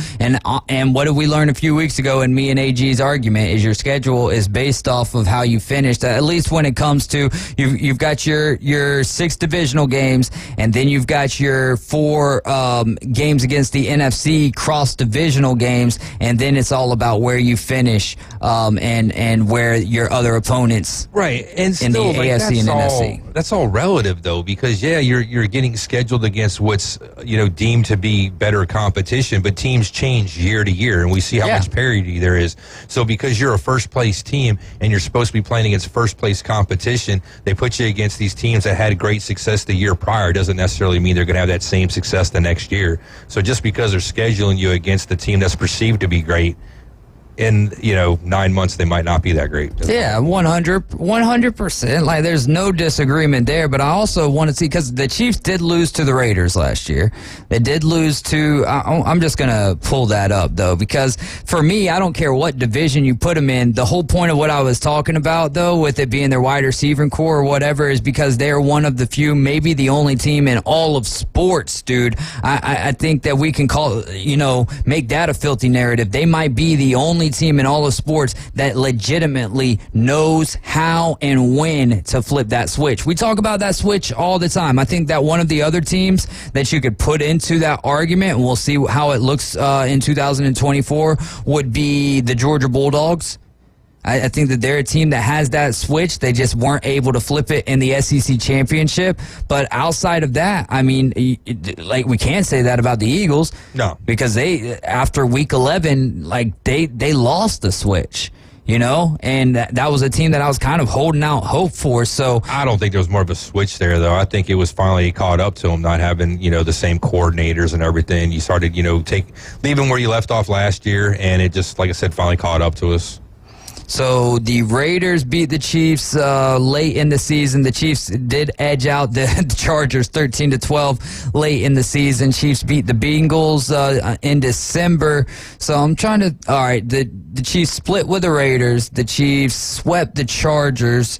And let's see, who's the other team there in that division? Broncos. Broncos beat them too. So they were losing games in the division too. Didn't matter what division they were playing in. Essentially, it just came down to being able to flip that switch, though. And the having Travis Kelce playing good football is also a great benefactor to playing winning football. Right. Like I said, they beat some of those teams that aren't so great, but had you playing against teams like, Baltimore twice, had you played the Bengals twice, had you played, the Browns twice or something like that, I think it would have been a different record there. They wouldn't have gotten as many wins. Well, they did play the Browns, but it was in preseason, and the score was 33-32. But I see where you're coming from. I disagree, though, because, they'd be playing those teams twice, but they would find ways to win. Maybe so, like I said, but again, it's better, tougher competition. Yeah, you can find a way to win, but it doesn't work all the time. That's my whole point. All right. And because all the success they've had, again, how we were talking about, like the Houston Astros, when it's 5-6 years now that you've had all this success, it's hard to sustain and keep it going. Eventually on a long enough timeline, it's just not going to happen. It's not going to come to fruition. They're going to have the injury woes. They're going to have the drop balls this past season. They're going to have shenanigans, if you will, with some of the players on their team. So. All right. Well, Caveman Rick, we can't play the race to Daytona today. We've been told not to do the trivia via texting as well today, so we won't have our race to Talladega. We will get that back going tomorrow, 12:15 and 5:15. And you got to make sure that you're listening to the Coach Hale Show mornings at 7:15 and 8:15. They're going to give you a code word of the day. When you hear it, text the code word and your racing name to 850-215-6290. But we can give away that boot store gift certificate. All right, so Cal came in here a little bit ago and was feeding me some information about the Braves 60 years ago today. Which baby was the first Atlanta which baby who was a Major League Baseball player was the first baby born to an Atlanta Braves player? I'm trying to word this question on the fly. Like, he was telling me this stuff, so I'm just trying to word it on the fly. But that's the question for our listeners. And you can text in the answer, 850-215-6290. If you're someone who normally tries to Google the answers and the questions, or the answers to the question, you might have an issue with this. But who was the first baby that was born to an Atlanta Braves baseball player? It's interesting. That's kind of a tough one. Yeah, I'm trying to think if it's somebody that, played for the Braves too, maybe eventually. I can't remember if he did end up playing for the Braves or not. I can look that up. I can say he's got a very famous baseball name, and the parent here who had the baby, also hit I believe the first game-winning hit for the Atlanta Braves, the first walk-off hit for the Atlanta Braves. But I'll look up and see if this player did play for the Atlanta Braves or if he didn't. All right, we want to get back to some of these overreactions from Major League Baseball. How about the Red Sox? Are they going to win the AL East? I doubt it. I think with that team, the struggles that they've been having, I think it'd be kind of a stretch for them to do that. They have been a good start so far, but I just don't see it happening. All right, this player did not happen to play for the Atlanta Braves. He was born in Atlanta, Georgia, but he did not play for the Atlanta Braves. He did play for the for the Marlins and the Mets in the National League East, and also the Pittsburgh Pirates as well. For me, the Red Sox, I do not think that they're going to win the AL East. I think it's, they're starting off hot, and they've got some good arms that are in the rotation, but I don't think that they're going to be long-lasting arms in the rotation to this point, and Baltimore is going to get consistently better. Obviously, the Yankees are off to a hot start, which is who I've got winning the AL East this year. I don't know what to expect of the Rays this year at all, but I just don't think that it's going to be the Red Sox hanging on for the entirety of the year. I think that their year is successful same for every other Major League Baseball franchise outside of maybe, I would say the Braves, like, you can't just be happy with a playoff appearance. The Astros, I don't know where I'm at on them any longer. Like, is getting to the playoffs a successful season, or is it World Series or bust for you? Because of the new manager in Joey Espada. And then I think the Phillies, again, are another team that just making the playoffs isn't going to be good enough for them. Now, do the Braves' aspirations change now that you've lost your ace? I don't think that they can. Yeah, they shouldn't. Just losing one guy like that, and it's a starting pitcher, but so what? It's one guy. You're going to have stuff like that happen. You got to just roll with the punches. All right, our final one for this segment. The Angels should release third baseman Anthony Rendon. Why release him? Why give him, what he wants, basically? I think you should punish that guy, man. He's kind of a punk. Make him, send him down. Now, that would be more interesting. Send him down, make him work. That would be like Alek Manoah from the Blue Jays last year. Because I'm sure to be, demeaning to him, and he won't like it, And then, if he doesn't show up and he doesn't report, then, you don't really have to pay him, right? So, it's kind of like a win-win in a lot of ways. You can kind of punk them out, and, punish them. And, there's a lot of fans out there that I think would have a good time for it. I'm sure there'd be a lot of good memes. Yeah, man, I think that's the way to do it. Just send them down for a little bit. But no, I don't think that they're going to end up releasing them, because that is a lot of money to pay a player who you're already paying him anyways not to play. But you're paying him the same amount to not play at all would be a different story. But if he is causing issues in the clubhouse, which we're not hearing any of those, but if he is causing issues in the clubhouse, I think that no one's going to trade for him, because no one wants that contract. It is just a disgrace, though, to know that a guy just doesn't really care about the game, and there's plenty of guys out there who would be not just more more than willing to take that roster spot, but more appreciative, thankful, and grateful to take that roster spot. I wonder if there's anything he said or done that they can use against them, like contract detrimental, or something to kind of void the contract or do something like that. I don't know what kind of wording they got in there. Well, you had the situation last year where he was swinging at a fan. Yeah. So, if it gets to the point, maybe where you can find something out like that and then you can, get him out of the contract and not pay him, then that might be beneficial, for both parties. Yeah, there you go. Good points, good takes, good stuff. Give us a text, 850-215-6290. This is the Afternoon Underdogs here on ESPN Northwest Florida. We'll go over some of the scores from yesterday when we get back.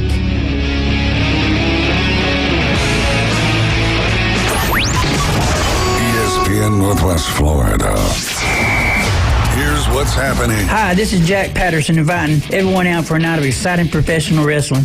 It's Wrestling Against Cancer, number 9, Saturday, April 27th at Bay Haven Charter Academy. Tickets are still just $12. Ages 6 to 17 only, $8. 5 and under get in free. Proceeds go to 16-year-old Jaden for medical expenses. The Wrestling Against Cancer, number 9. More info at ESPNPC.com. Hello, this is Rick Vosser with RV of Panama City, your local Stormore portable building dealer, located at 2241 East Baldwin Road. Shopping for a garage, portable building, cabin? We build them anywhere from 8 to 16 foot wide, 10 feet to 60 feet long. We can do insulation, electricity, transom dormers, thermal windows. Come, let's customize a building together. Rick Vossen, Stormore Portable Building Dealer, Panama City. As a realtor, it's important who you choose as your title company. May we suggest South Oak Title? Their offices are modern, comfortable, and state-of-the-art. South Oak Title can close transactions in any location in Florida, Alabama, and Tennessee. Their free mobile app allows realtors to deliver a net sheet in seconds. They provide mobile closing services to accommodate buyers and sellers. Their offices are beautifully decorated, state-of-the-art, complete, safe, and secure. South Oak Title, creating a better title and closing experience through technology and tailored service. Visit them online at southoaktitle.com. You think you've been on your grind? The 11-year-old cashier at the Gin Gin puts in more hours than you. Do any of you people do any actual work? Just saying. We might need to work on your sales pitch. Less work and more play. All right, show's over. Everybody back to work. Now back to the Afternoon Underdogs, ESPN Northwest Florida. Now, it's time for your Atlanta Braves morning update. Braves dropped their second rubber match of the season as they fall to the Cubs at Wrigley on Sunday. The 2023 Braves promotional calendar features a variety of exciting gate giveaways. To see the full schedule, head to Braves.com/promos. Sunday afternoon at the friendly confines of Wrigley Field, the Braves dropped Game 3 to the Cubs by a final score of 6-4. The Atlanta offense got rolling in the third on a 2-run homer from Matt Olson, his National League leading 39th of the season. But then in the bottom half of the cut it. Am I on there? Yeah, just cut that. That's from last year. So I was like, all right, man. To play it, so I'm like, all right, man, let him play. Yeah, no doubt. I should have listened to the whole thing first. Matt Olson leading the league. We're about 10 games into the season. It's 39 home runs. He is on a tear. That's awesome, dude. 39 home runs in 10 games.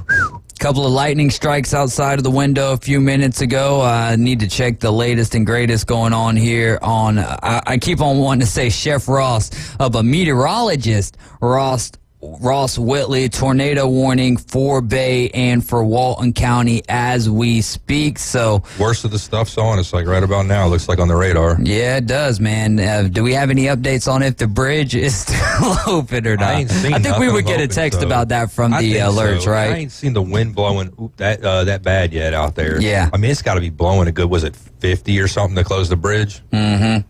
Yeah. I think it's got to be sustained at over 40 or something. Or 45. But anyways, I don't think it's that bad out there, so I think we'll be okay. All right. How about, let's see here. We left off talking about the Angels releasing third baseman Anthony Rendon. Let's see if there's any other headlines that have broke. Oh, you keeping up with any of the NBA? Joel and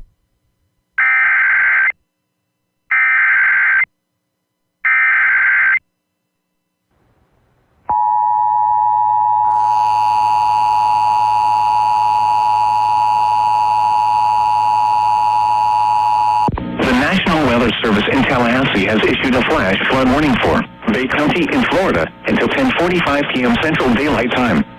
At 5:43 p.m. Central Daylight Time, Doppler radar indicated thunderstorms producing heavy rain across the warned area. Flash flooding is ongoing or expected to begin shortly. Hazard, flash flooding caused by thunderstorms. Source, radar. Impact, flash flooding of small creeks and streams, urban areas, highways, streets, and underpasses, as well as other poor drainage and low-lying areas.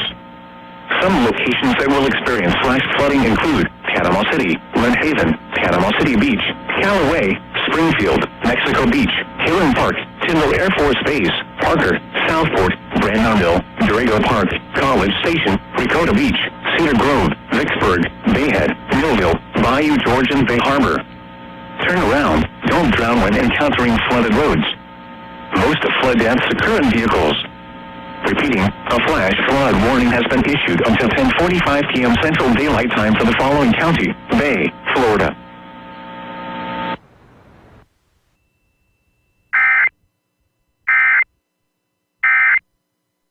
First round might miss the first couple of games of the first series, so that'll change things as well. I'm really interested in a team like can the Magic make a legitimate run? I don't think so because they're so young, but then also you take the 76ers who have dealt with a month and a half of the absence of Joel Embiid, and then you get him back. I mean, can they play legitimate ball? Can't get out of the second round, man.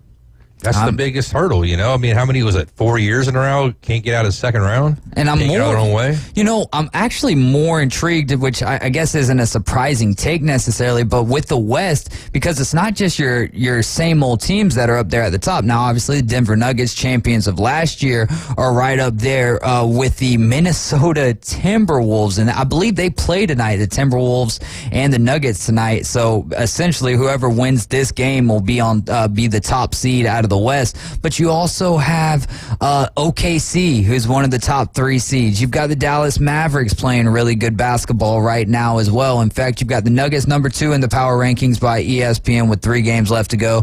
Timberwolves have 3 games left to go. They're sitting at 55 and 24 in third in the ESPN NBA power rankings. Then the Dallas Mavericks come in 4th. Oklahoma City come in 5th. LA Clippers, they come in 6th. I believe they've got a date with the Suns tonight. Milwaukee Bucks coming in 7th. The New York Knicks coming in 8th. I don't know about them as far as being like an actual threat to the Boston Celtics, but again, you never know. Yeah, I don't think so. I think that's a team that's like the Celtics just got too much star power and too much power. Orlando Magic come in 9th, and then wrapping up the top 10 is going to be the Phoenix Suns, and they do have the LA Clippers tonight. So Rick Ty says, what's up, guys? Got rained out here in the ATL. Man, I hate that for you. And that game won't be made up until September 26th. But hopefully you guys got better weather tomorrow. I know it's going to be a day game, and you guys were looking forward to that. So excited for you over that way. Jackson Churio of the Brewers, do you think he ends up winning the NL Rookie of the Year award? Way too early to tell. I'm going to say no. All right. National League rookie-wise, I mean, you know, you're going to have Yamamoto, who's going to get a good chunk of the storylines, right? Because that's what this Rookie of the Year deals with a lot, right? Is the storylines that kind of get you there and prop your name up above other players. And a pitcher might have less opportunities, but more storylines, attention grabbers down the way. And then also it doesn't help that he's going to be pitching for the LA Dodgers, and he's calmed down in his 3rd start of his career. But Jackson Churio, I think he's the real deal. And I can't remember who I picked when we did our picks a few weeks ago. I cannot remember that either, my man. I don't remember. Do you remember who you picked? I think I went with Mason Wynn from the St. Louis Cardinals, and I don't know how that's playing out either. Right. Well, I have no idea. At the bottom of their division with 6 and 7, I think you said earlier. So yeah. But I mean, then again, like with him pitching, I mean, how many starts has he had now? 1, 2. For Yamamoto or for Mason Wynn? Wynn. Oh, Wynn's a shortstop. Oh, my bad. Yeah, so a couple of other news. pieces of news from the NBA. Karl Anthony Towns for those Timberwolves.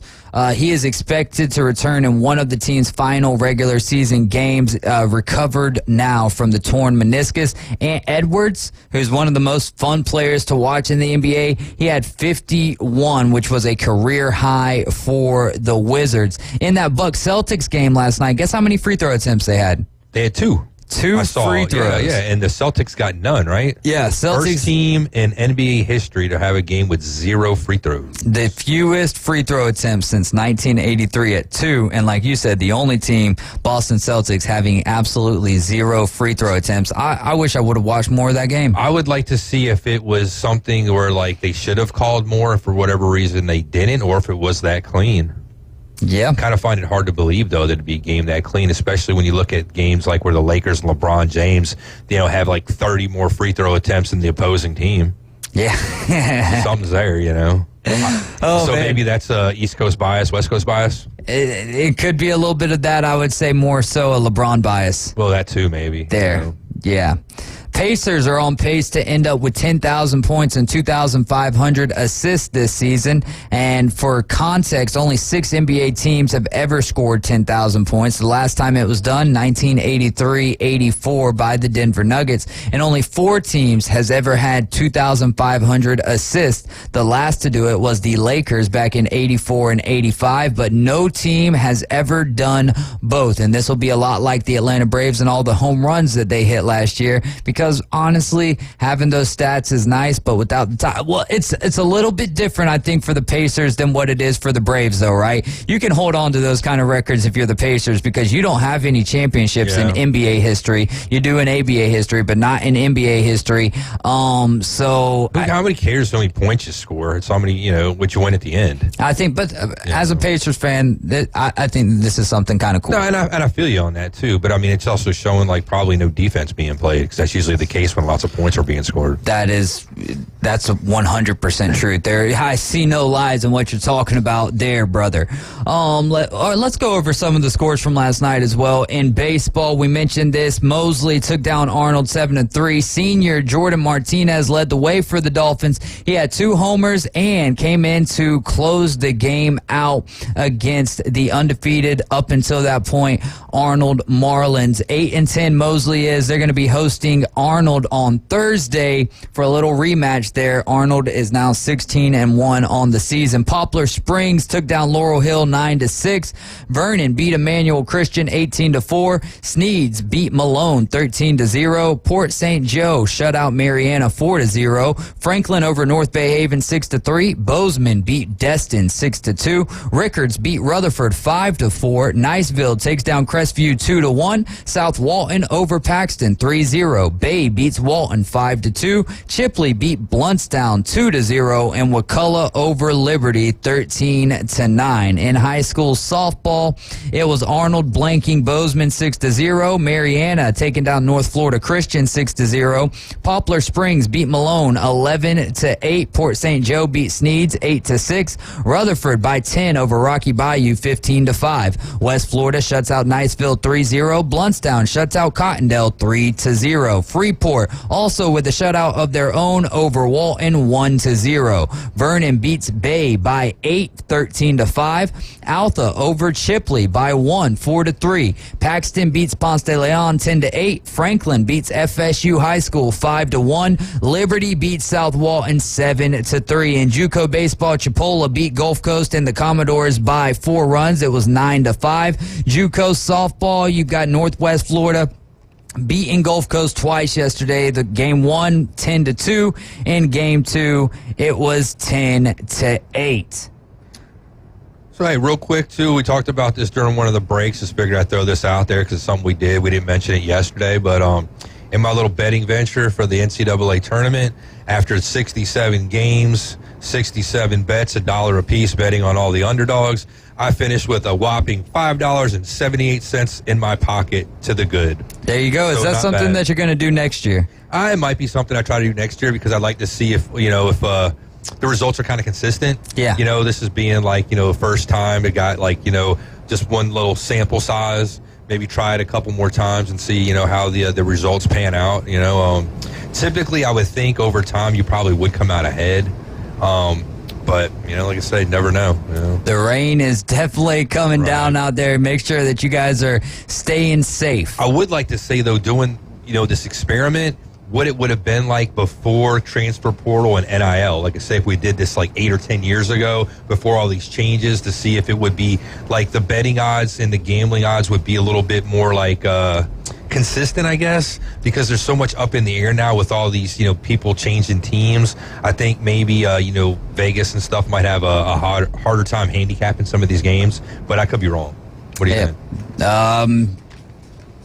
I think that if you ever start to get a handle on what's going on in the betting world, things will. Well, I mean, before change. you had, the teams where people were on the same team 3-4 years, you can kind of project out. You had this group of guys, they were playing together. You could probably figure out what they were going to play like. Now you just throw 5 new guys together. They're together for half a season. Half the season might not be so great. Then they start gelling, and then they get good towards the end of the season, or vice versa. You just, it's kind of. But the Sharps, they don't call them Sharps for no reason, though, right? That's true. They sharp. But it's got to be tougher now. I would say that it's tougher. Yeah. Hey, it's also National Sibling Day. We've got about 2 minutes left here. You got any shout-outs for your siblings? Yeah, I got 2 sisters. I got Lisa and Joanne out there. Also, I've got 3 brothers, so Alex, Will, and Phil, to my brothers, my siblings out there. Happy National Sibling Days to you. Who's your favorite siblings in all of sports? Favorite siblings in all sports, man, that's a tough one. How about I'll go with this. I like NHL. Cool story. Got the Sutter brothers. You got 5 brothers, all last name Sutter. They all played in the NHL at the same time, so that's kind of cool. Yeah, that's a cool one. You've got Travis and Jason Kelsey. That's a very notable one. In fact, when Jason Kelsey came out at WrestleMania, a lot of us, before we kind of put 2 and 2 together that it was Lane Johnson, was like, oh, it's Travis Kelsey and Jason Kelsey coming out together, because we know the affinity that Travis Kelsey has for the WWE. How about Giannis, Thanasis, Kostas, and Alex Antetokounmpo? They've got a search volume of 1,091,600,000 views there. Or 600 views, rather. Jim and John Harbaugh have been searched 808,000 times. Steph and Seth Curry have been searched 690,000 times. I wonder how many of these have been searched as far as today goes. Then you've got Shadur, Shalomi, Deion Jr., and Shiloh Sanders, who have been searched 648,000 times. The rest of the list is Serena and Venus Williams, Peyton and Eli Manning, Lonzo, LiAngelo, and LaMelo Ball, Rob, Chris, Gordy Jr., and Dan Gronkowski, and then Brooke and Robin Lopez. You guys have been riding along with the Afternoon Underdogs. Man, y'all keep an eye on the weather. Be aware, be safe out there. Coach James Hell Show is going to be live at 7 in the morning, and the Afternoon Underdogs back tomorrow at 4. Don't forget about Ryan Mulvey, Jay Henley, the Inside Drive from 11 to 1. Play the race to Talladega with us, but also go to ESPNPC.com for the blast at Bay Point. Just remember, Jesus loves you, so do I. Have a great one. ESPN Northwest Florida. Here's what's happening. Hi, this is Ryan Mulvey and Jay Henley from the Inside Drive.